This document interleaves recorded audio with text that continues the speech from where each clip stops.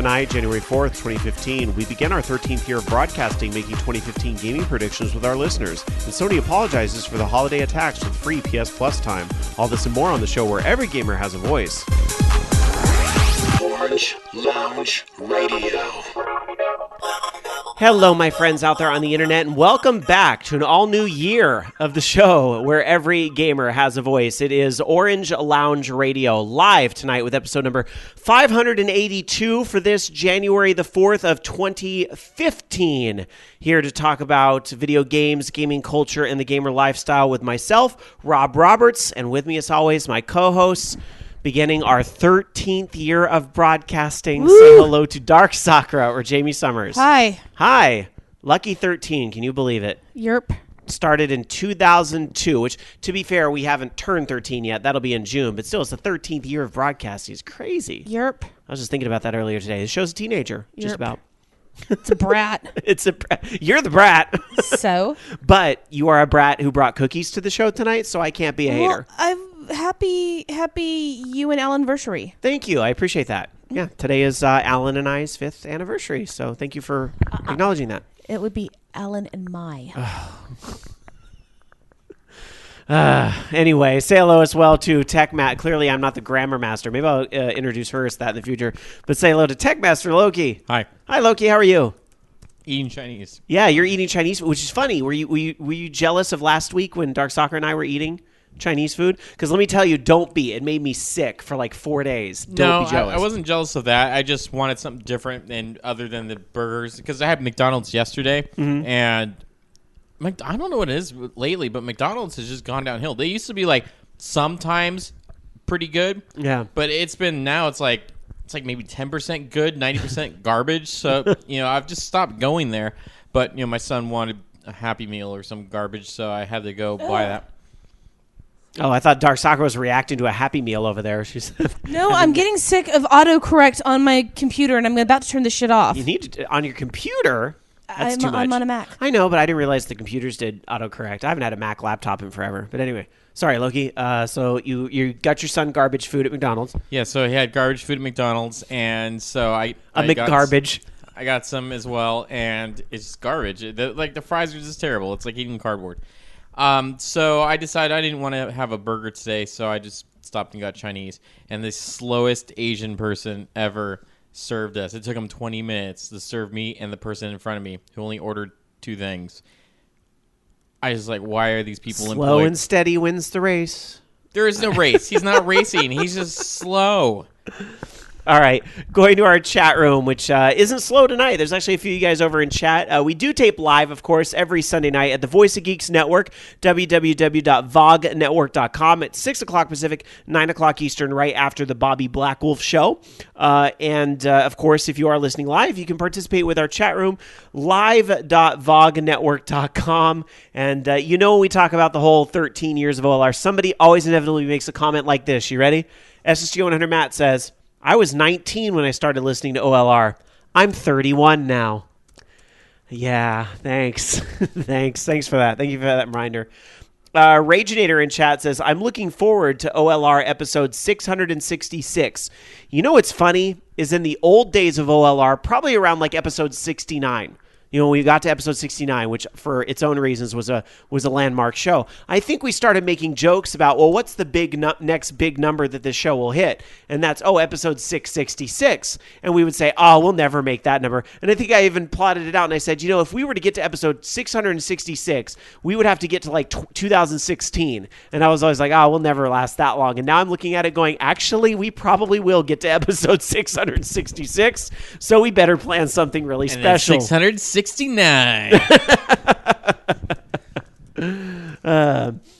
Anyway, let's see. Other comments in our chat room over at live.vognetwork.com. Loco Poco commenting on the food saying, I only go to McDonald's for fries. Always order them without salt so they are fresh. But then they don't have salt on them. Yes, I understand. Well, just put your own salt on it. However, they have like other seasonings that they throw on there, so it's not just salt. I have it on good authority from friends that used to work at McDonald's and even managed that if you just ask for fresh fries, they'll give them to you. Just ask, could I get fresh fries? And they will. Usually good customer service trumps, whatever else. Yeah, so. but I usually think they don't give a shit, and so I'm not going to ask that because they're just not going to give a shit. Or like if you go to In-N-Out, which, yes, I am going to rub it in everybody's face that I live in California and therefore have easy access to In-N-Out. Sorry, not sorry. The best way to get the fries there are well done. Always. Oh, God, so good. So good. Where? In-N-Out. What? Nuh-huh. Animal Style. Oh, no, because Animal Style has the mayonnaise-based thing on it. Nope. Mayonnaise. It's Thousand Island that has Thousand mayonnaise. Island, which is amazing. That's mayonnaise and ketchup, basically. Because the only other way to get it is no salt, plain. No. Which salt is nasty. No. You can get light salt. Anyway. Bobby Blackwolf in chat says, OLR retiring after 666 episodes confirmed. It all has to end someday. Someday there's going to be a final episode of OLR. And I'm not saying, we know when that is yet or anything, but... Well, that's the episode that we're going to have Gabe Newell on, right? I always kind of have thought in the back of my head, if we are going to end it on a predetermined date, it should be episode 666. That ought to be it. But again, I don't really think. But then I'm like, well, but then we could also get to 700 and, Anyway, so it's always like there'll always be another goal. Right after you cross one goal, there'll always be another goal. I think that happens to a lot of podcasters. It's like, woo, we made a year. Well, now can't we make 2 years? 1,000 will be awesome. Right? Then it'll be like, let's get to 1,000. How many shows did 1,000 episodes? Maybe a few daily shows. I'm sure some shows that are taped daily probably made 1,000, but I don't think any weekly shows have gone that far. Anyway, Havoc 978 in chat says, OLR will be forever. Well... we like to think so. You know what? It's a great way for me to hang out with Dark Soccer and Loki every Sunday, and that's probably a big part of the reason why it's gone on so long. It's just, it's our thing. It's our hangout time. Just like some people have church, some people have their weekly D&D games, their weekly meetup to play Nintendo or PlayStation, their weekly meetup to do whatever. This is our weekly meetup, and thank you guys for sharing it with us every week here at Orange Lounge Radio. Anyhow, I want to get into our kickoff topic for tonight, and Happy New Year to everybody. I hope you guys had a great New Year's Eve and celebrated well. I don't know what you did, Dark Soccer. My New Year's Eve sucked, just so you know. My New Year's Eve was awful because I had food poisoning, and so... I had 2 different things I could have done on New Year's Eve, and I got to do neither. Instead, I sat home on the couch by myself. You had 2 things that you were able to do on New Year's.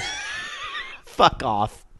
I meant I had 2 parties I was invited to, and I couldn't do either one of them.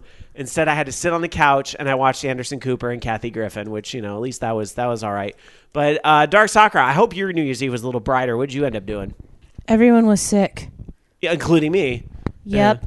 You missed a child throwing up neon green. Ew. So did he do it at midnight? Cousin Sophia. Did she do it at midnight? Well, a little bit before that. What happened is Sophia had a coughing fit.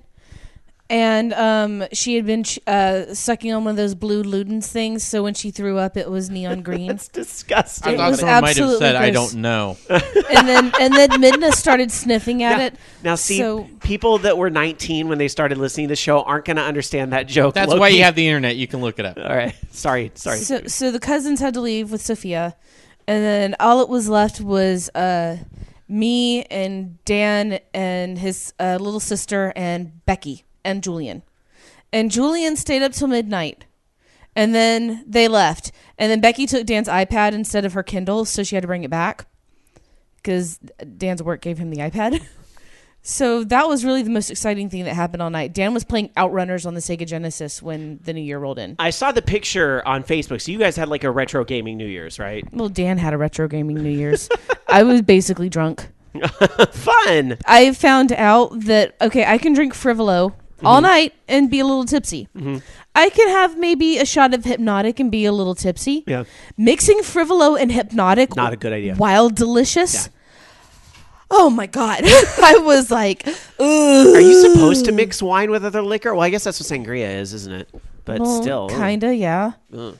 But I just wanted to see what they tasted like together because the 2 flavors are very complementary. Yeah. And it was really delicious, but I can't have like more than 1 glass of that because my stomach will be like, no. Yeah, nope. You're not 19 anymore. You can't drink like... Wait, 19. You're not 21 anymore. You can't drink like that. Well, come on, you did grow up in Alabama. Like, you're taking shots by the time you get your driver's license. I did have absinthe when I was 16. There you go. Now the real thing. Now I'm plotting for Dragon Con 2015. Some of these drinks. Anyway. Loki, how was your New Year's Eve? I imagine with the kids, you probably didn't get to do any big noisy parties, but did you celebrate with them? Well, we went to my wife's mother's house, and we had food there, as we do every year. Mm-hmm. And so she made all sorts of things, like matzo ball soup and chicken, and it was really good. Homemade matzo ball soup is amazing. Homemade matzo ball soup is amazing. And the chicken that she made was great. It was with Jack Daniels that she cooked it in. It was so good. And so, that. And then everybody kind of went to bed, pretty early because who cares? Kids don't, go to sleep anyways. And then everyone woke up at midnight when all the booming went off. Sound like someone exploding stuff. Where do people even get? They don't even sell fireworks. It's not even fireworks. It's like mortars or something. It was super loud, and then it woke up everybody. I'm like, how is that supposed to celebrate the new year? I'm gonna now the kids are fire awake. A cannon. Thank you. Oh my god! It's like, why do I even bother? Wow. All right. Well, this is the time of year with the New Year's that a lot of people start making their New Year's resolutions. And look, I know some of you can kind of give or take a lot of these New Year's resolutions, but it is a part of culture that this is something people do. And even if you hate New Year's resolutions with a passion, I still think as a gamer, a lot of us tend to make their goals for 2015 like, oh, there's this XYZ game I've never played that I really want to play. Or there's this other, I want to beat more games in the year. There's the 300 games that are in my Steam library that I have to install and play at some point. Right. So I actually asked the listeners earlier this week, I was like, what were some of the resolutions you guys have? What are some of the New Year's gaming resolutions you guys have? And some of the answers that came in. AZHP said, my resolution the last few years was to beat 2 games a month. It's surprisingly difficult to do, but I succeeded the last 2 years. Going to try again this year. Finished Geometry Wars 3 today. 1 down for January. That's great. I'm still working on Geo Wars 3. Andy R said, my resolution should be to not buy so many games. My poor backlog, but I know I'll never keep it. And Duchok said, my resolution is to pour much less time into MMOs.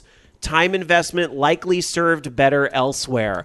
I wish I could say something similar, just because you guys all know I'm an MMO addict. I have another show dedicated to MMOs. I did cancel my WoW account, I'm sorry to say to my WoW playing friends, but now I'm just playing Final Fantasy XIV twice as much. So that's not really helping either. What about you guys? What are some of your gaming resolutions? I don't know if you guys have any. Darkstalker, or goals, if you want to stay away from the word resolutions. But Loki, Darkstalker, anything for you guys? I'm going to finish Borderlands 2 on my Mac. This is a follow-up to the discussion that's going on in chat right now, isn't it? Yes, which I've been playing on my Mac. Fair enough. So you're gonna beat Borderlands 2. What about the pre-sequel? Why don't you just play the whole trilogy? I don't have the pre-sequel yet. What? Because I promised Dan I would play through the first 2 with him. Before I get the pre-sequel, and by the time I'm ready for the pre-sequel, it'll be cheap. It'll be on sale. Yeah, really, you just need to finish Borderlands 2 before the pre-sequel even makes sense, because it's like, who are these characters? Yeah. What are they doing? Well, I mean, I already have watched Dan play through most of Borderlands 2 anyway, so I know all the characters and everything. It's just that he was usually busy playing multiplayer with his buddies, and I never had a chance to. So, Loki, what about you? Any gaming goals for the year? How about finish your damn game? That's one of them. I was going to say that, yeah. Both of them. So there's that. I do want to finish my games. I kind of want to finish platinuming Lego Marvel Superheroes. I would have had it done by now, but my damn son wouldn't play any of the levels. I'm like, you don't have to do anything. He's like, but you need me to do specific things at certain times. I'm like, not since I've already played through them all already. I just need you to sit there and hit things, and that's it. And he's like, no, I don't want to do that. I'm afraid of the levels. I'm like, fine. So I can't finish any of them, and I don't have time to play it right now while I'm working on my Vlog Jam games. So, I don't know. I just want to finish that, and then I don't really know what else I'll play. I guess get through the other games I bought for my PlayStation 4 that I haven't even played yet. Like, I have Infamous I've started, and then I have Destiny that I haven't touched yet, and I have Watch Dogs that's collecting dust, so there's that. Even just getting through the backlog of stuff that I have on PC and my Steam library, on Xbox Live and all the Games for Gold stuff, and then even with PlayStation on the PlayStation Plus stuff. I have tons of things I haven't played yet, and I'm still a fucking idiot and keep buying more things. I don't know why. Oh, I know why, because I want those things, and I need them bad. They're shiny. You need them. It's just like I bought the DLC for, all the DLC for Lego Marvel Superheroes. There's no reason to it. The characters are fucking stupid, and it was overpriced, but I did it anyway, that it would have something different to play as in the game, because I'm getting so bored of it right now. So my son seriously plays that for hours at a time, and just runs around. Now I showed him one of the levels they can go into and break things, and some of my gaming goals. I need to get some platinum trophies. I think I have maybe one on all of PlayStation games. If that, I actually may not have any. So it's high time I get some platinum trophies. Now I already know what games I want them in. I want them in Diablo 3, Reaper of Souls, because I know it's achievable. It's not a super hard platinum. It just takes a little bit of grinding, because you have to get one of every class to level 70. But it's doable. It's like way more than doable. It's just going to take a little patience. So I want to get one there. And I really think I can get one in Final Fantasy 14. Which there's some, I have to do like 1,000 fates and 1,000. Are they as ridiculous as the ones in, was it Final Fantasy 11? Well, they're not as bad in 11 now after they implemented the whole fact that you can XP with a party of people like... Yeah, at the time it was like, get to 75. That never will happen. It's a little easier now. But yeah, I want to get a platinum in Final Fantasy 14, which I think is definitely achievable. The hardest one's going to be clearing turn 5 on PlayStation 4, but I know I can do it. Because I've cleared it on PC. There's no reason I can't do it on PS4. So those are some of my immediate goals. I want to do more with broadcasting, like YouTube and live streams, because I end up right now doing a live stream like maybe every 2 weeks. And I want to bump that up to more like maybe 2 a week now that I have a little more time, because I'm not doing the performance stuff anymore. And I want to do more YouTubes. I really miss that Let's Remember series I was doing. I think it's fun to visit really, really old games that would define my childhood and kind of introduce them to people who might have missed them or only seen them for like 30 seconds or only read about them. So I really want to bring that back. So those are some of my goals for 2015. So I'm really excited about that. So hopefully I stay on track. Just a few more from the listenership. Some answers over here on Google+. Tom W. saying, I'm going to play at least 80% of my Steam library. I'm currently sitting at 51%. But does that mean like actually play or just load? I hope you actually play. You got to beat at least the first level in all of them. And Martin C. replies and says, trying to steer clear from games that are too much of a time sink since my free time is limited. I'm going to try to play more story-driven games that feel more fulfilling to complete. Interesting. Yeah, see, that's kind of like, I'm kind of with you there. I love games that are big in scope, like Elder Scrolls, 5 Skyrim or something like that. That was awesome. That game's awesome. But that game's like, you can spend hundreds of hours in it. And I kind of like, that's why I like playing some of the Call of Duty games, because the campaign's so short. It's done. Cool. I'm done. All right, if I want to play multiplayer, I can do that. But I don't feel like I haven't completed anything in this. And it's easy. Okay, I'm going to get all the trophies or whatever because it's all single-player stuff. Sweet. And that's it. Whereas, if I want to like 100% Skyrim, that's quite a lot of time. Now, granted, that's enjoyable, but sometimes you just want to play other things. Yeah, and I think it's probably way more fulfilling to beat a game that's going to take you 60 hours to beat, like I don't know, Dragon Age Inquisition or Skyrim or something like that, as opposed to I don't know, something like Flower, which I don't want to diminish that game. It's an amazing game in its own right. But it's only a 2-hour game. It's an amazing 2-hour experience, and I recommend it for everybody. But, I think beating a game that takes that like 60-hour investment probably is worth, especially if you're the guy like that comment I read earlier that's doing 2 games a month. Maybe give yourself more credit if you beat a BioWare game or something versus, I beat, a game that took me 2 hours to beat type of thing. Like quality over quantity. Well, I don't even want to say quality though, because again, a game like Gone Home was short.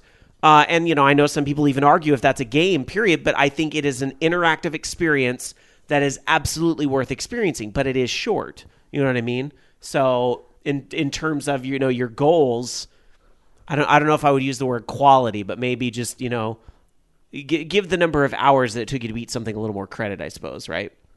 Yeah. Anyway. And the Dungeon Buster would look at probably have Kingdoms of Amalur. Yeah, I remember seeing that, and the whole thing that Todd McFarlane designed characters, and that was pretty sweet. Yeah. I thought that was one of the games with gold titles or something. I thought it's in my library somewhere, maybe, but yeah, maybe, I don't know.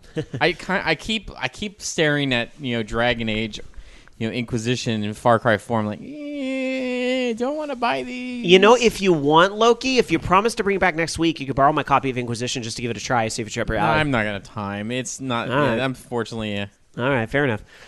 All right, well, we are going to get into our gaming weeks here shortly. However, I have one more kickoff topic to get into tonight. And tonight, being that it was a slower news week, admittedly, we don't have a lot of huge stories tonight. It's just the way it is. We're going to get into our 2015 predictions tonight, which here at OLR can sometimes be a little silly. We're not necessarily that they're always going to be accurate. Can be.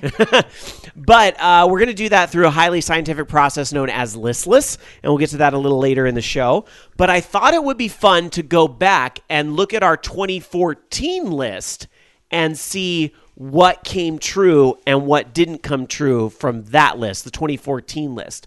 Now, the number one answer from the process, as voted on by our listeners last year, was from Dark Sakura's original list. I'm looking at the entire list of 15 answers. We had 5 hosts participate last year because we had Jason in studio, and that was during the period of time that Loki was calling in because of the new baby. And we had Alan in here as well. So one of Jamie's answers ultimately end up winning the list. And her answer was gaming created advances and accessibility. In other words, there would be some type of gaming advancement that would lead towards more accessibility for handicapped or, accessible gamers. So looking at that... Which I think happened. What's that? Which I think has happened in a few different ways. I wasn't really sure. I mean, this is kind of a gray area answer. How do you think it's happened, Dark Sakura? Because I didn't see anything really clear cut, but I do feel like companies are more aware. Definitely. Improvement in motion control, improvement in voice action activated, and looking in terms of PC gaming. You've got they're actually I've run across. I mean, the devices have been out for a while, but they're really getting a lot more advanced. You have Braille keyboards, all kinds of ways that people are able to actually interact with their games by getting their dialogue on a Braille feedback pad. I would love to see something like that come out on a console, but I mean, we're seeing it more and more. It's slow, but it's still happening. That's true. And I think if at the end of the day, there's definitely been more of an awareness, even if we haven't seen here is the physical piece of technology that actually made accessibility happen more. I think we've definitely seen an awareness. And I think a large part of that is thanks to organizations like Able Gamers and a lot of activism you see out there on the internet, trying to make companies more aware. There are reasons you should have keys be mappable in games and things like this, and buttons mappable on controllers. So I kind of give that answer half credit. Even though there was nothing black and white, we still are in a better spot now, I think, than we were in 2014. So there's that. So yay us, ? Here's the rest of the answers on Dark Sakura's list from 2014. This answer was eliminated in the elimination round, but shipping war on the new Mass Effect, which I think we joked when it was eliminated, that's always going to happen no matter what. That answer is too safe. Has there been shipping wars broken out over what little tidbits we've seen of the next Mass Effect, which is actually nothing? Nope. We've seen nothing of the new Mass Effect. Nope. But there were plenty of shipping wars in Dragon Age, wasn't there? So I got that half right. Wrong BioWare franchise. All right, and Dark Sakura's third answer from the 2014 list was World of Warcraft loses 1 million subscribers. Again, we have an answer that panned out to be half true. Warcraft took a huge dive in subscriptions. They lost them, but they found them again. Exactly. As Pandaria wore on, Warcraft lost a huge amount of subscribers. I was well over 1 million. I want to say they lost more like 2 million across the year. But when the new expansion came out, they were quick to brag that they got them all back, and they were back over 10 million. So once again, Dark Sakura's answer that are going to unsub again. Half credit. So there you go. Loki's list. Loki's list got decimated last year. He had an answer, get immunity. But let's take a look back. He had 3 DS games on the Wii U, which ended up getting eliminated because it was too close to one of Alan's answers. So he said 3 DS games on the Wii U. Didn't happen. I can't even get half credit for that. Didn't happen. Didn't they announce DS games on the Wii U? I don't think they ever did. Game Boy games came to the Wii U, but that had started in 2013. And I think we all saw that was opening the door to DS games, but we have yet to see one on Virtual Console. So unfortunately, that didn't end up being true. Now, your answer that ended up getting immunity, Left 4 Dead 3 or Source 2 released. Yeah. Also didn't happen. Yeah, why should I even count, Valve on releasing something in a timely fashion? That was just dumb. And then also on your list, it said Wii U price cut, and I believe you said Mario Kart 8 will flop, leading to a Wii U price cut. Was what you said. I don't think I said it would flop, but I don't think. I'll go back and get the audio. I don't think I said it was. No, I don't think it would have flopped. I said I don't think it would do enough to. I don't think it would be enough to sell systems. Okay, and that wasn't necessarily true. It did sell systems because it's a great game. Yeah, and but no Wii U price cut. Surprisingly, yeah, that's because they're doing pretty good off of Smash and Super Mario. Or Mario Kart 8. They've enhanced the value. They've put more in. I mean, like everybody gets a deluxe now for what you were paying the basic before. Yeah. So they've kind of, again, maybe I'd give you a quarter credit on this. I wouldn't. They didn't actually cut the price because you're doing it. But still, I think what they've kind of done now is that they're, I don't know. They're kind of in like a balance right now. Mm-hmm. They're not getting any more third-party support, but they're not necessarily losing more third-party support. And the first party is kind of keeping everything afloat right now. But, as soon as those first-party games aren't coming out, or it's not like... Because we had a pretty decent release schedule. We had, Mario Kart 8 and then Smash Brothers. And that was pretty big. And the Zelda game was all right. But... I'm worried that, if, let's say Zelda doesn't come out next year or something like that, there's not going to be a whole ton to kind of keep it afloat. I think right now it's just that's what's going to happen is once those first-party titles start drying up, or maybe it's not necessarily the releases that people might want, if it's a Pikmin 4 or something like that, then you might start seeing it start to waver a bit. I think it's non-negotiable that a new Zelda will come out next year, and I think that is orders from the top that Zelda will happen in 2015. It has to. I think there's intense pressure at Nintendo. And I think other stuff will get delayed to pull those people to work on Zelda if they have to. I think Zelda is a must happen for Nintendo in 2015. And I think it'll be great. There's no reason to think it won't be amazing. No, Nintendo puts out quality shit. So it looks fantastic. Good for them. Okay, going to Jason's list. Now, this is interesting because Jason had one of his answers eliminated, but funny enough, Jason probably was more accurate than any of the rest of us, which means he needs to come back. He's on the road tonight, by the way. If you guys are wondering why he didn't do the intro, he's on the road tonight. Jason said, indie hit gets signed or AAA port. That's kind of, But Minecraft getting bought by Microsoft, that's the epitome of that answer right there. I think I would give Jason credit for that. It was a safe answer, but that's very vague. Microsoft buying Minecraft was huge last year. That was a big thing. His next answer was Oculus Rift will run at 4K. I don't know if this. I would have to defer to the expert, Bobby Blackwolf. I'm not. Loki, are you in tune if this ended up happening? I don't think it did. Well, they don't have a final dev kit yet, so we don't know what the final specs are. I don't think it did, but certainly we've seen progress on the Rift.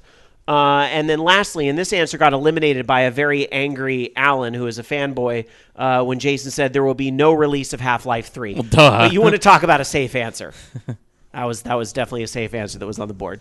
All right, and Bobby Blackwolf confirming in our chat room over at live.vognetwork.com, no 4K, Gear VR is 1440p. Okay, so here was my list, and boy did oh my God, I didn't get a single one. But then again, I was being a little silly. So here was my list. F-Zero Boner Party was my number one answer. I knew that wouldn't come true. That was more wishful thinking, that there would be the year of Captain Falcon. To be fair, you may have had a mini F-Zero Boner Party when you saw the DLC announcement for Thank you. You know what? That's a good... Thank you. Thank you for that. That is a good point. Thank you. I think and then you probably played it and you realized how crappy it was, and then... And we got the Captain Falcon amiibo, which I'm seeing more pictures of that one on Twitter than any other, and it's all pictures of his ass. I can't possibly imagine what it is about Captain Falcon's ass that has everybody. Because he has one now. Dat ass. Your anaconda don't. Your anaconda. Okay, anyway. And my next answer was Microsoft jacks the Oculus Rift. I think I kind of knew in the back of my mind that probably wasn't going to happen. But Facebook ended up jacking the Oculus Rift. So, oops on that. Who would have thought? And then my number 3 answer was so morbid. Not as morbid as Alan's list. But my number 3 answer was Ouya goes under. Which I think I was in a fair position to say last year. They're made out of styrofoam, man. You can't sink that thing. You know what? There are still a lot of indies that really swear by Ouya, and Ouya's definitely out there to support indies. So I can't hate on what Ouya's doing at all, and I don't.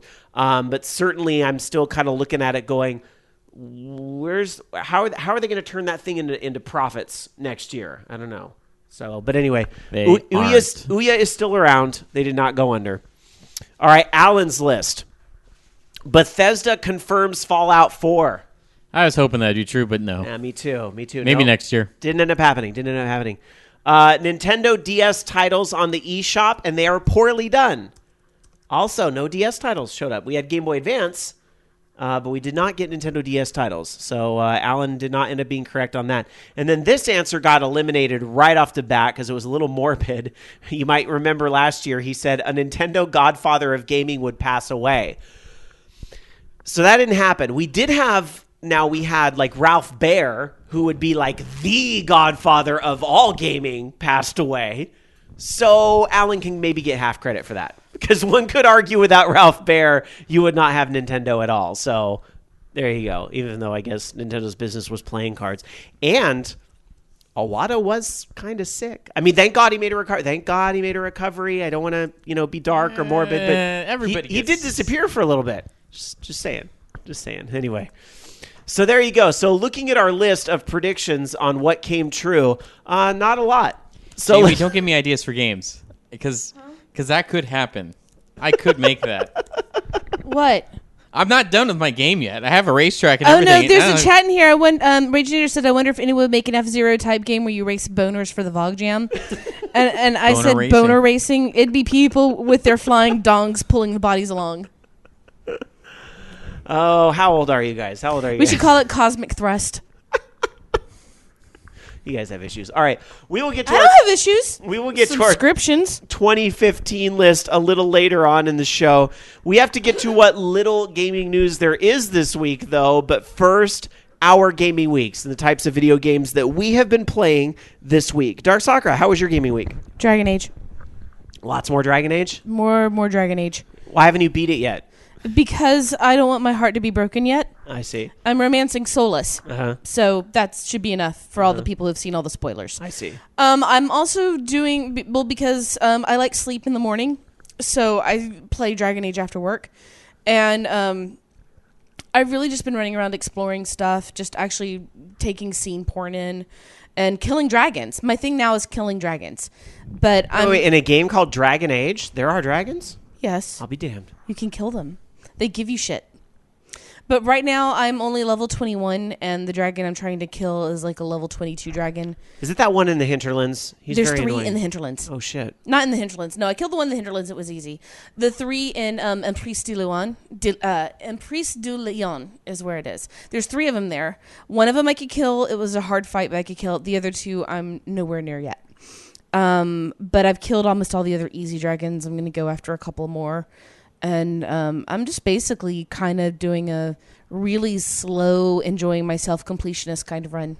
Yeah. So I like that I can take my time with it. Mm-hmm. I've just been enjoying myself. Alan's been doing something similar. I noticed he's been playing Dragon Age.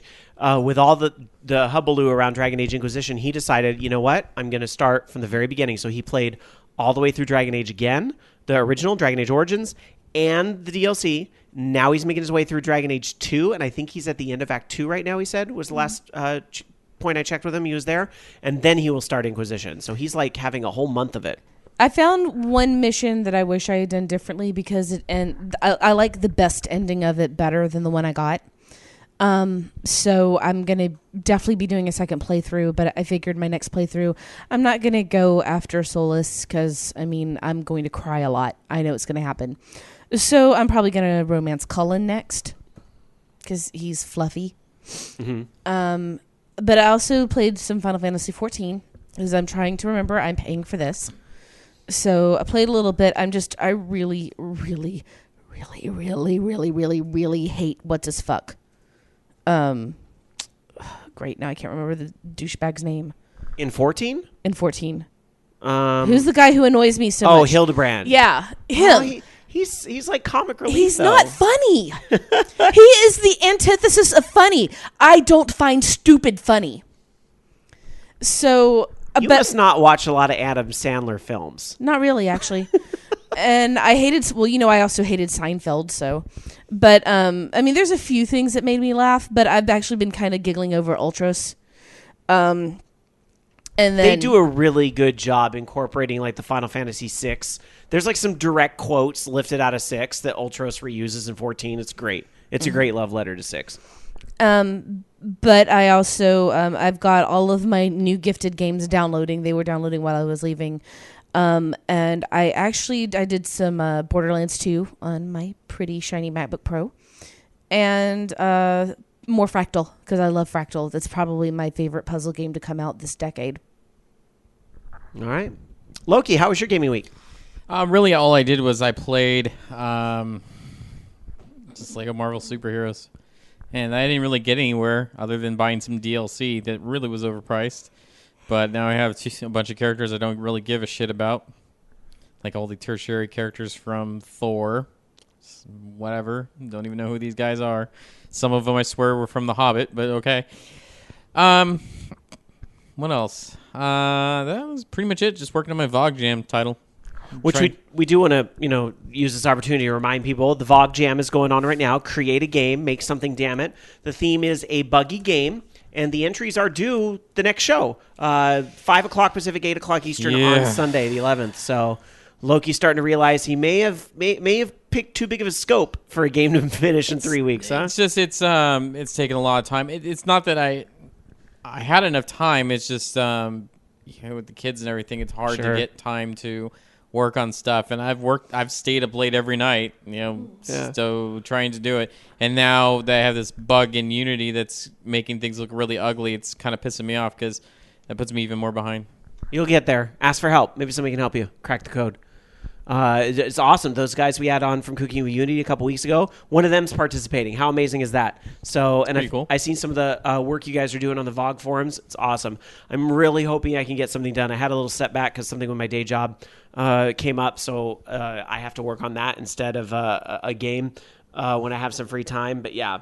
So I really encourage people to make things for that, and we will be talking about what got submitted next week on the show. Remember, your submissions should come to jam@vognetwork.com, vognetwork.com. More information is available at vognetwork.com in our forums. Bobby's compiled a special forum for the jam, and there's a whole post there detailing all the information, so check that out. Meanwhile, my gaming week. So yes, I did play other games because I was sick over New Year's. So I was going to buy something to make myself feel better. And I decided to buy something on the Wii U that I've seen a lot of people talking really fondly about on Twitter and stuff. So I said, you know what? I'm going to buy Captain Toad. There's a lot of people have been talking very highly of this game, so I want to check out this game and see what it's all about. So I played a little bit of Captain Toad, and it's those little levels from Mario 3D World. You had these special puzzle levels that starred Toad, or Captain Toad, but he couldn't jump, and he was restricted a little bit. And some of it was more about like spatialness, because you would be able to rotate the screen around and have to figure out what corridor leads to that gem, or that how do I get to the star from there to do that without jumping. And so Captain Toad is kind of a game made up of that whole spatialness and puzzleness. I gotta admit, I'm not loving it like a lot of people seem to that I know on Twitter and so forth, but it's cute. And I think if you realize what type of game you're going to get, I think it's worth looking at. Now, I will say the game did earn a lot of points with me when I got to like this one level that it was starting to do something really different. And so and granted, I haven't beat the game yet. I haven't had enough time. But if the game is kind of going to do more of that with some of the stages later on, then I can see where, okay, this is... Was that the minecart? Yeah, it was the minecart level is the first time you kind of get in a level that does something different. And it's really cool because on the gamepad, you see like a Pokemon Snap style thing where you're looking around and you can throw the vegetables, at different obstacles that are in the way and so forth. But then on the game screen, you just see the static, what you would expect of Toad in the cart going around, more like a static picture, like if the level was not interactive. So I liked that kind of, how it worked between the gamepad and the television because, despite the fact that this whole gamepad thing is really Nintendo's baby and their idea, a lot of games aren't using it extensively. So it was nice to see that kind of taken advantage of in that Captain Toad level.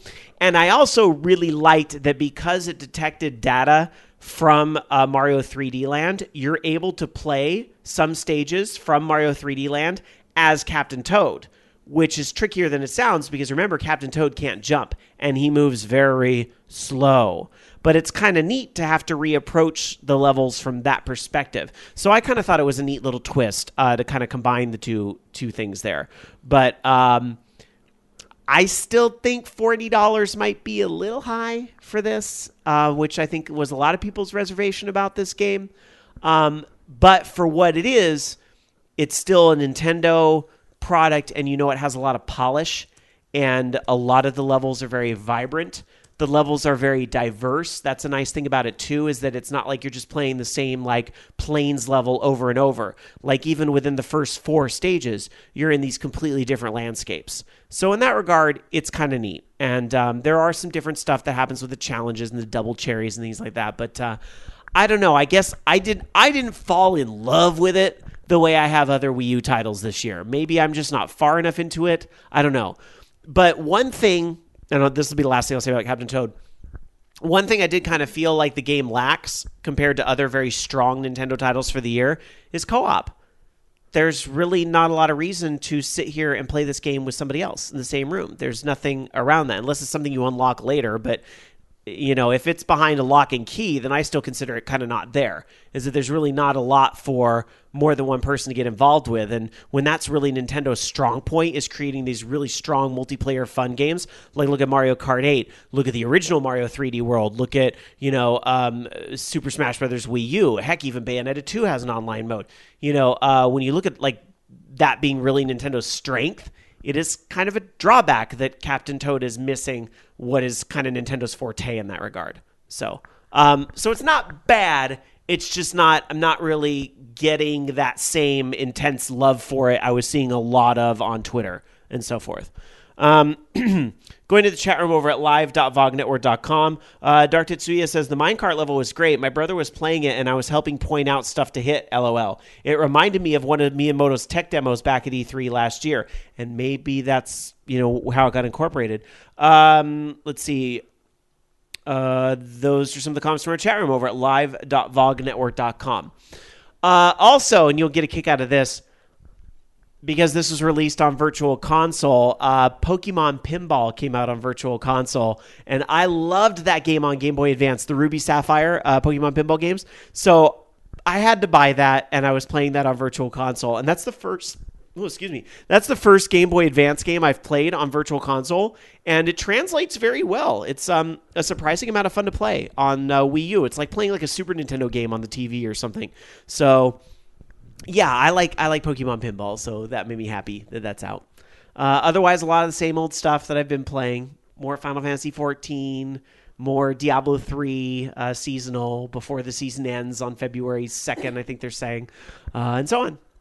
All right, let's get into some housekeeping real quick. We will not be here the week after next. That is Martin Luther King weekend, which would be January the 18th. We will not be here that weekend. because I will be in Seattle with Alan. We're doing a late celebration for our anniversary and the holidays and all that. Because I'm going to be gone for such a big chunk of the weekend, we're actually not really going to be able to tape in advance either, so we are just not going to be here that week. Sorry, guys. Taking a little break, but you can use the opportunity to catch up on the backlog of OLR episodes or donate your time to another fantastic independent podcast. There's so many great ones out there. I'd encourage you to look up. Of course, I'm going to point to those on our family at vognetwork.com, but no matter where you pull your podcast from, do support other independent broadcasters. There's a lot of hardworking people out there. So that's in 2 weeks. There will be no live show, and there will actually not be a podcast that week either. We will finally be taking our holiday break a little late. All right, let's go around and get into some news tonight. What little there is this week, with it being the new year and a lot of companies still off and people aren't working and there's not a lot of inertia coming off the Christmas week. It's slow out there this week, but we have a little not coming out either. I mean, it's just slow. It's just how it is this it's time of year. It's time to catch up. That's right. This is the catch up time of year. Absolutely. So, and if, unfortunately, one of the things you weren't able to catch up on was, being able to be online on PlayStation Network during this holiday season because, it was being, DDoS and that fun stuff. Well, there is at least a little bit of an upside there. Going to be compensating you for the time that it was down. So Sony is offering 5 extra days of PlayStation Plus, as well as a one-time use 10% code for the PlayStation Store. And basically saying, they wanted to show their appreciation for the users' patience after the outage last month.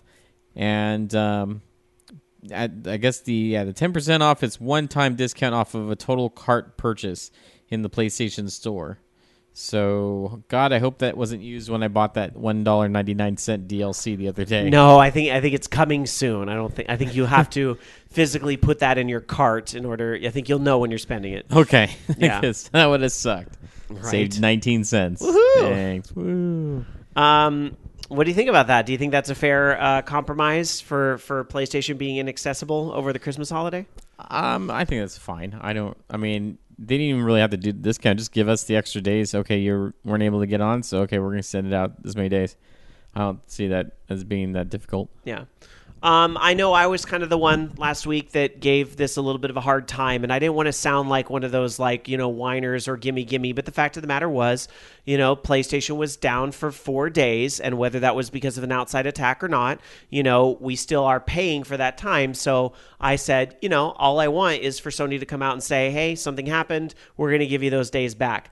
And that's what they did, so I'm happy. They came back and gave even an extra day. They gave 5 days. Aren't you glad that the console of your console gaming choice doesn't disable you from playing games when you can't connect online, like one console might have? Well, actually, PlayStation. Well, if you are building up a library through PlayStation Plus, if you happen to be past your expiration day, which Christmas probably was expiration day on PlayStation Plus for a lot of people, if you're past that and it can't re-authenticate your PlayStation Plus license, you can't play those games. And Bobby was telling a story on his show tonight. He was trying to play Pinball Arcade, and the way that Farsight Studios set it up to authenticate the table licenses, because PlayStation Network was down, he couldn't play that. So even though Sony came out and made this big deal about, you don't have to be online to authenticate, because of the way some games are developed, you do.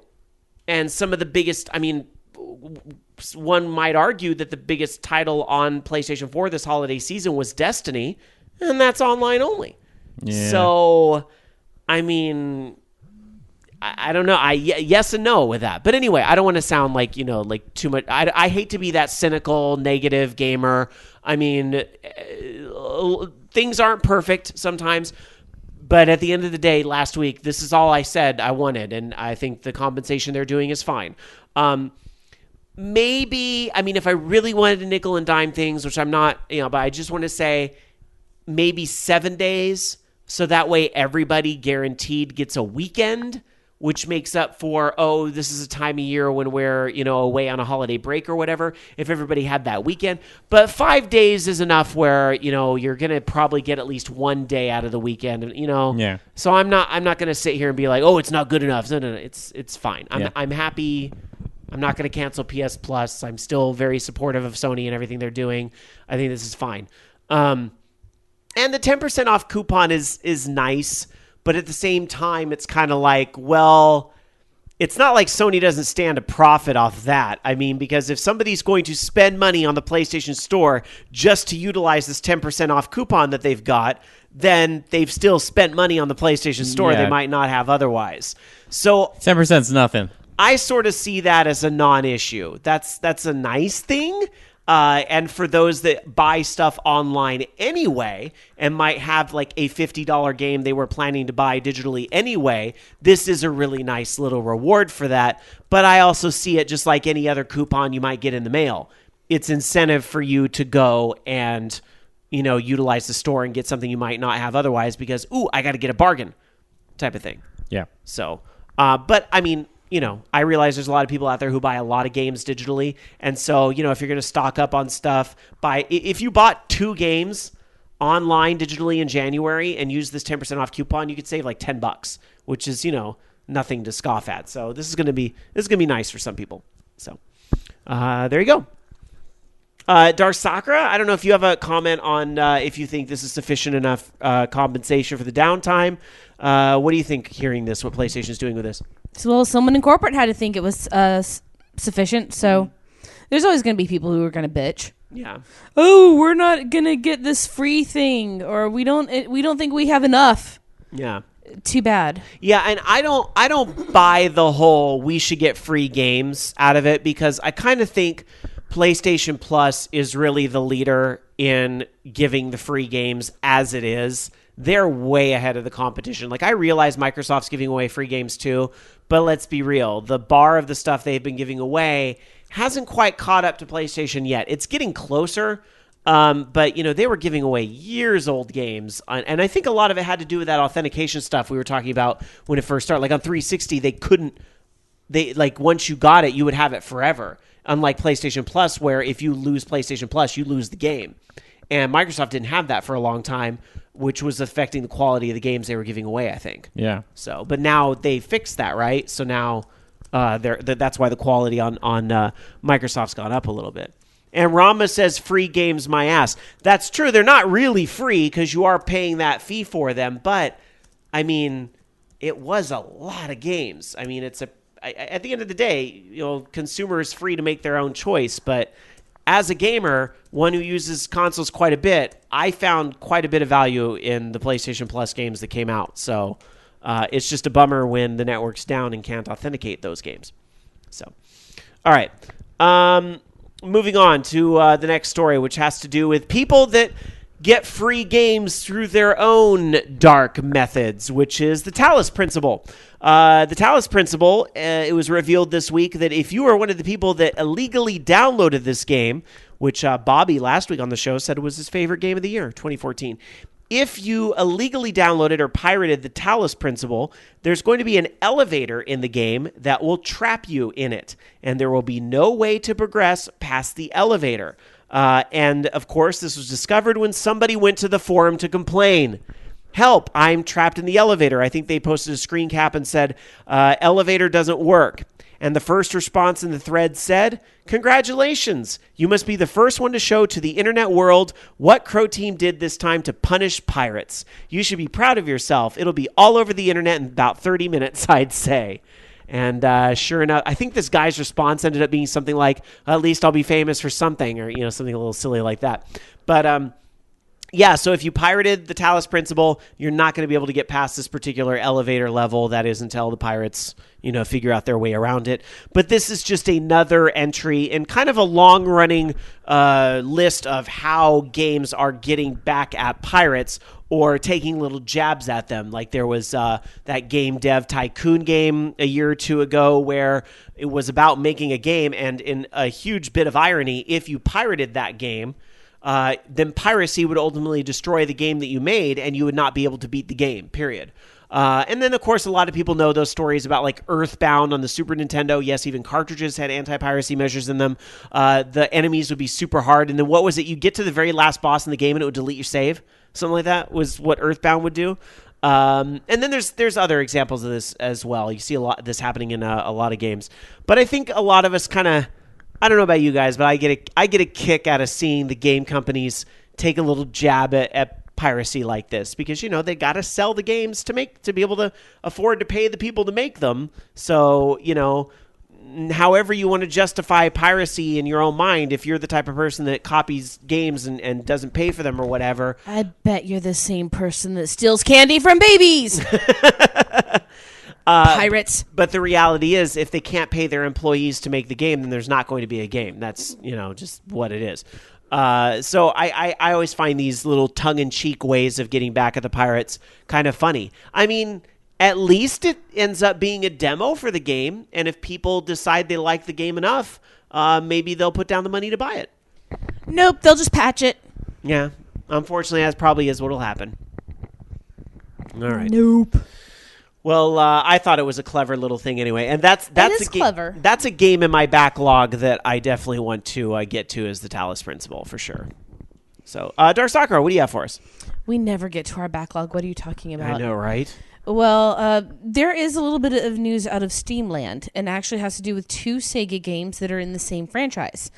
Aliens Colonial Marines and Aliens vs. Predator are gone through Steam. Gone. The chances are is that it probably has to do with the licenses expiring, so they need to renew the licenses before they'll be back for purchase. But yeah, they are right now gone. I mean, didn't we have the same thing with Crysis before? Well, actually, licensed games, a lot of them have disappeared in digital distribution channels at the end of this year. Scott Pilgrim, the game on consoles, no longer there. Uno on Xbox. Well, you can still get the digital versions on some online sites, like I think Green Man Gaming still offers them, and you can activate them on Steam, or you can buy the physical versions, but really... I mean, the only Alien Isolation was supposed to be pretty darn good. But yeah, I'm hearing good things about that. But who's going to really buy Alien Colonial Marines? Who's yeah, gonna be buying that? I wanted to like that game just because it has Hendrickson in it, and I'll just listen to him and go Bishop, or what was his face in Mass Effect? Hackett. Yeah, Hackett, Commander Hackett. I'm hearing a lot of. Admiral, sorry. I'm hearing a lot of people say hands down that Alien Isolation was the scariest game of the year last year, and it's worth checking out. Scarier than Five Nights at Freddy's? Scarier than Five Nights at Freddy's, scarier than PT, scarier than Slenderman, like scarier than all of that. Well, the first Alien, for the movies that is, was supposed to be a space horror movie. Right. And then Aliens was more done as an action sci-fi. Which honestly, Aliens is probably one of the best movies of our generation. Right. Which is why they still make video games out of it, even though maybe the 3rd and 4th movie weren't as, legendary as that second movie. The fact that movie is so fucking good is why they keep making games out of it. I will sit and just watch the extended cut. And I really wanted to watch Resurrection just to hear the Joss dialogue, but apparently they just ruined the whole story that he had written. But I like that there are games that are going back to the feel of the first movie, having it be kind of a survival horror sort of thing. And that's why I wanted to play Isolation, but I had too many games and never bought it. It's funny. I saw that Alien Resurrection in theaters years and years ago, and I don't get out to movies an awful lot, but I think that movie came out when I was in college, when I went to the movies a little more, and I went and saw that one. I don't remember hating it. Like, I thought it was kind of like, oh, okay, it's just a big silly action movie, which Aliens is not exactly a big silly movie. Like, it's just a really good... It's a hardcore, awesome action So flick. It's kind of hard to see a series like that devolve into silly action movies. It had some of the best ad-lib stuff in it, too. Yeah, but I don't remember hating Alien Resurrection. Well, the thing is that from everyone that's told me that you can see the good movie it tried to be, except for people going in and changing shit. Yeah. And I had 2 reasons for wanting to see it. Well, 3 reasons. Sigourney Weaver. Yep. Winona Ryder. Yep. I love Winona Ryder. I really love her do. so much. I really love her. She's kind of, ever since that shoplifting incident, really kind of ruined her, didn't it? Well, she played Spock's mom, and that was awesome. That was awesome. I lived for that. And you should watch the deleted scene she was in that too. Oh, I haven't seen that. I need to. But the other thing was script by Joss. And I like Whedon dialogue. I'm sorry.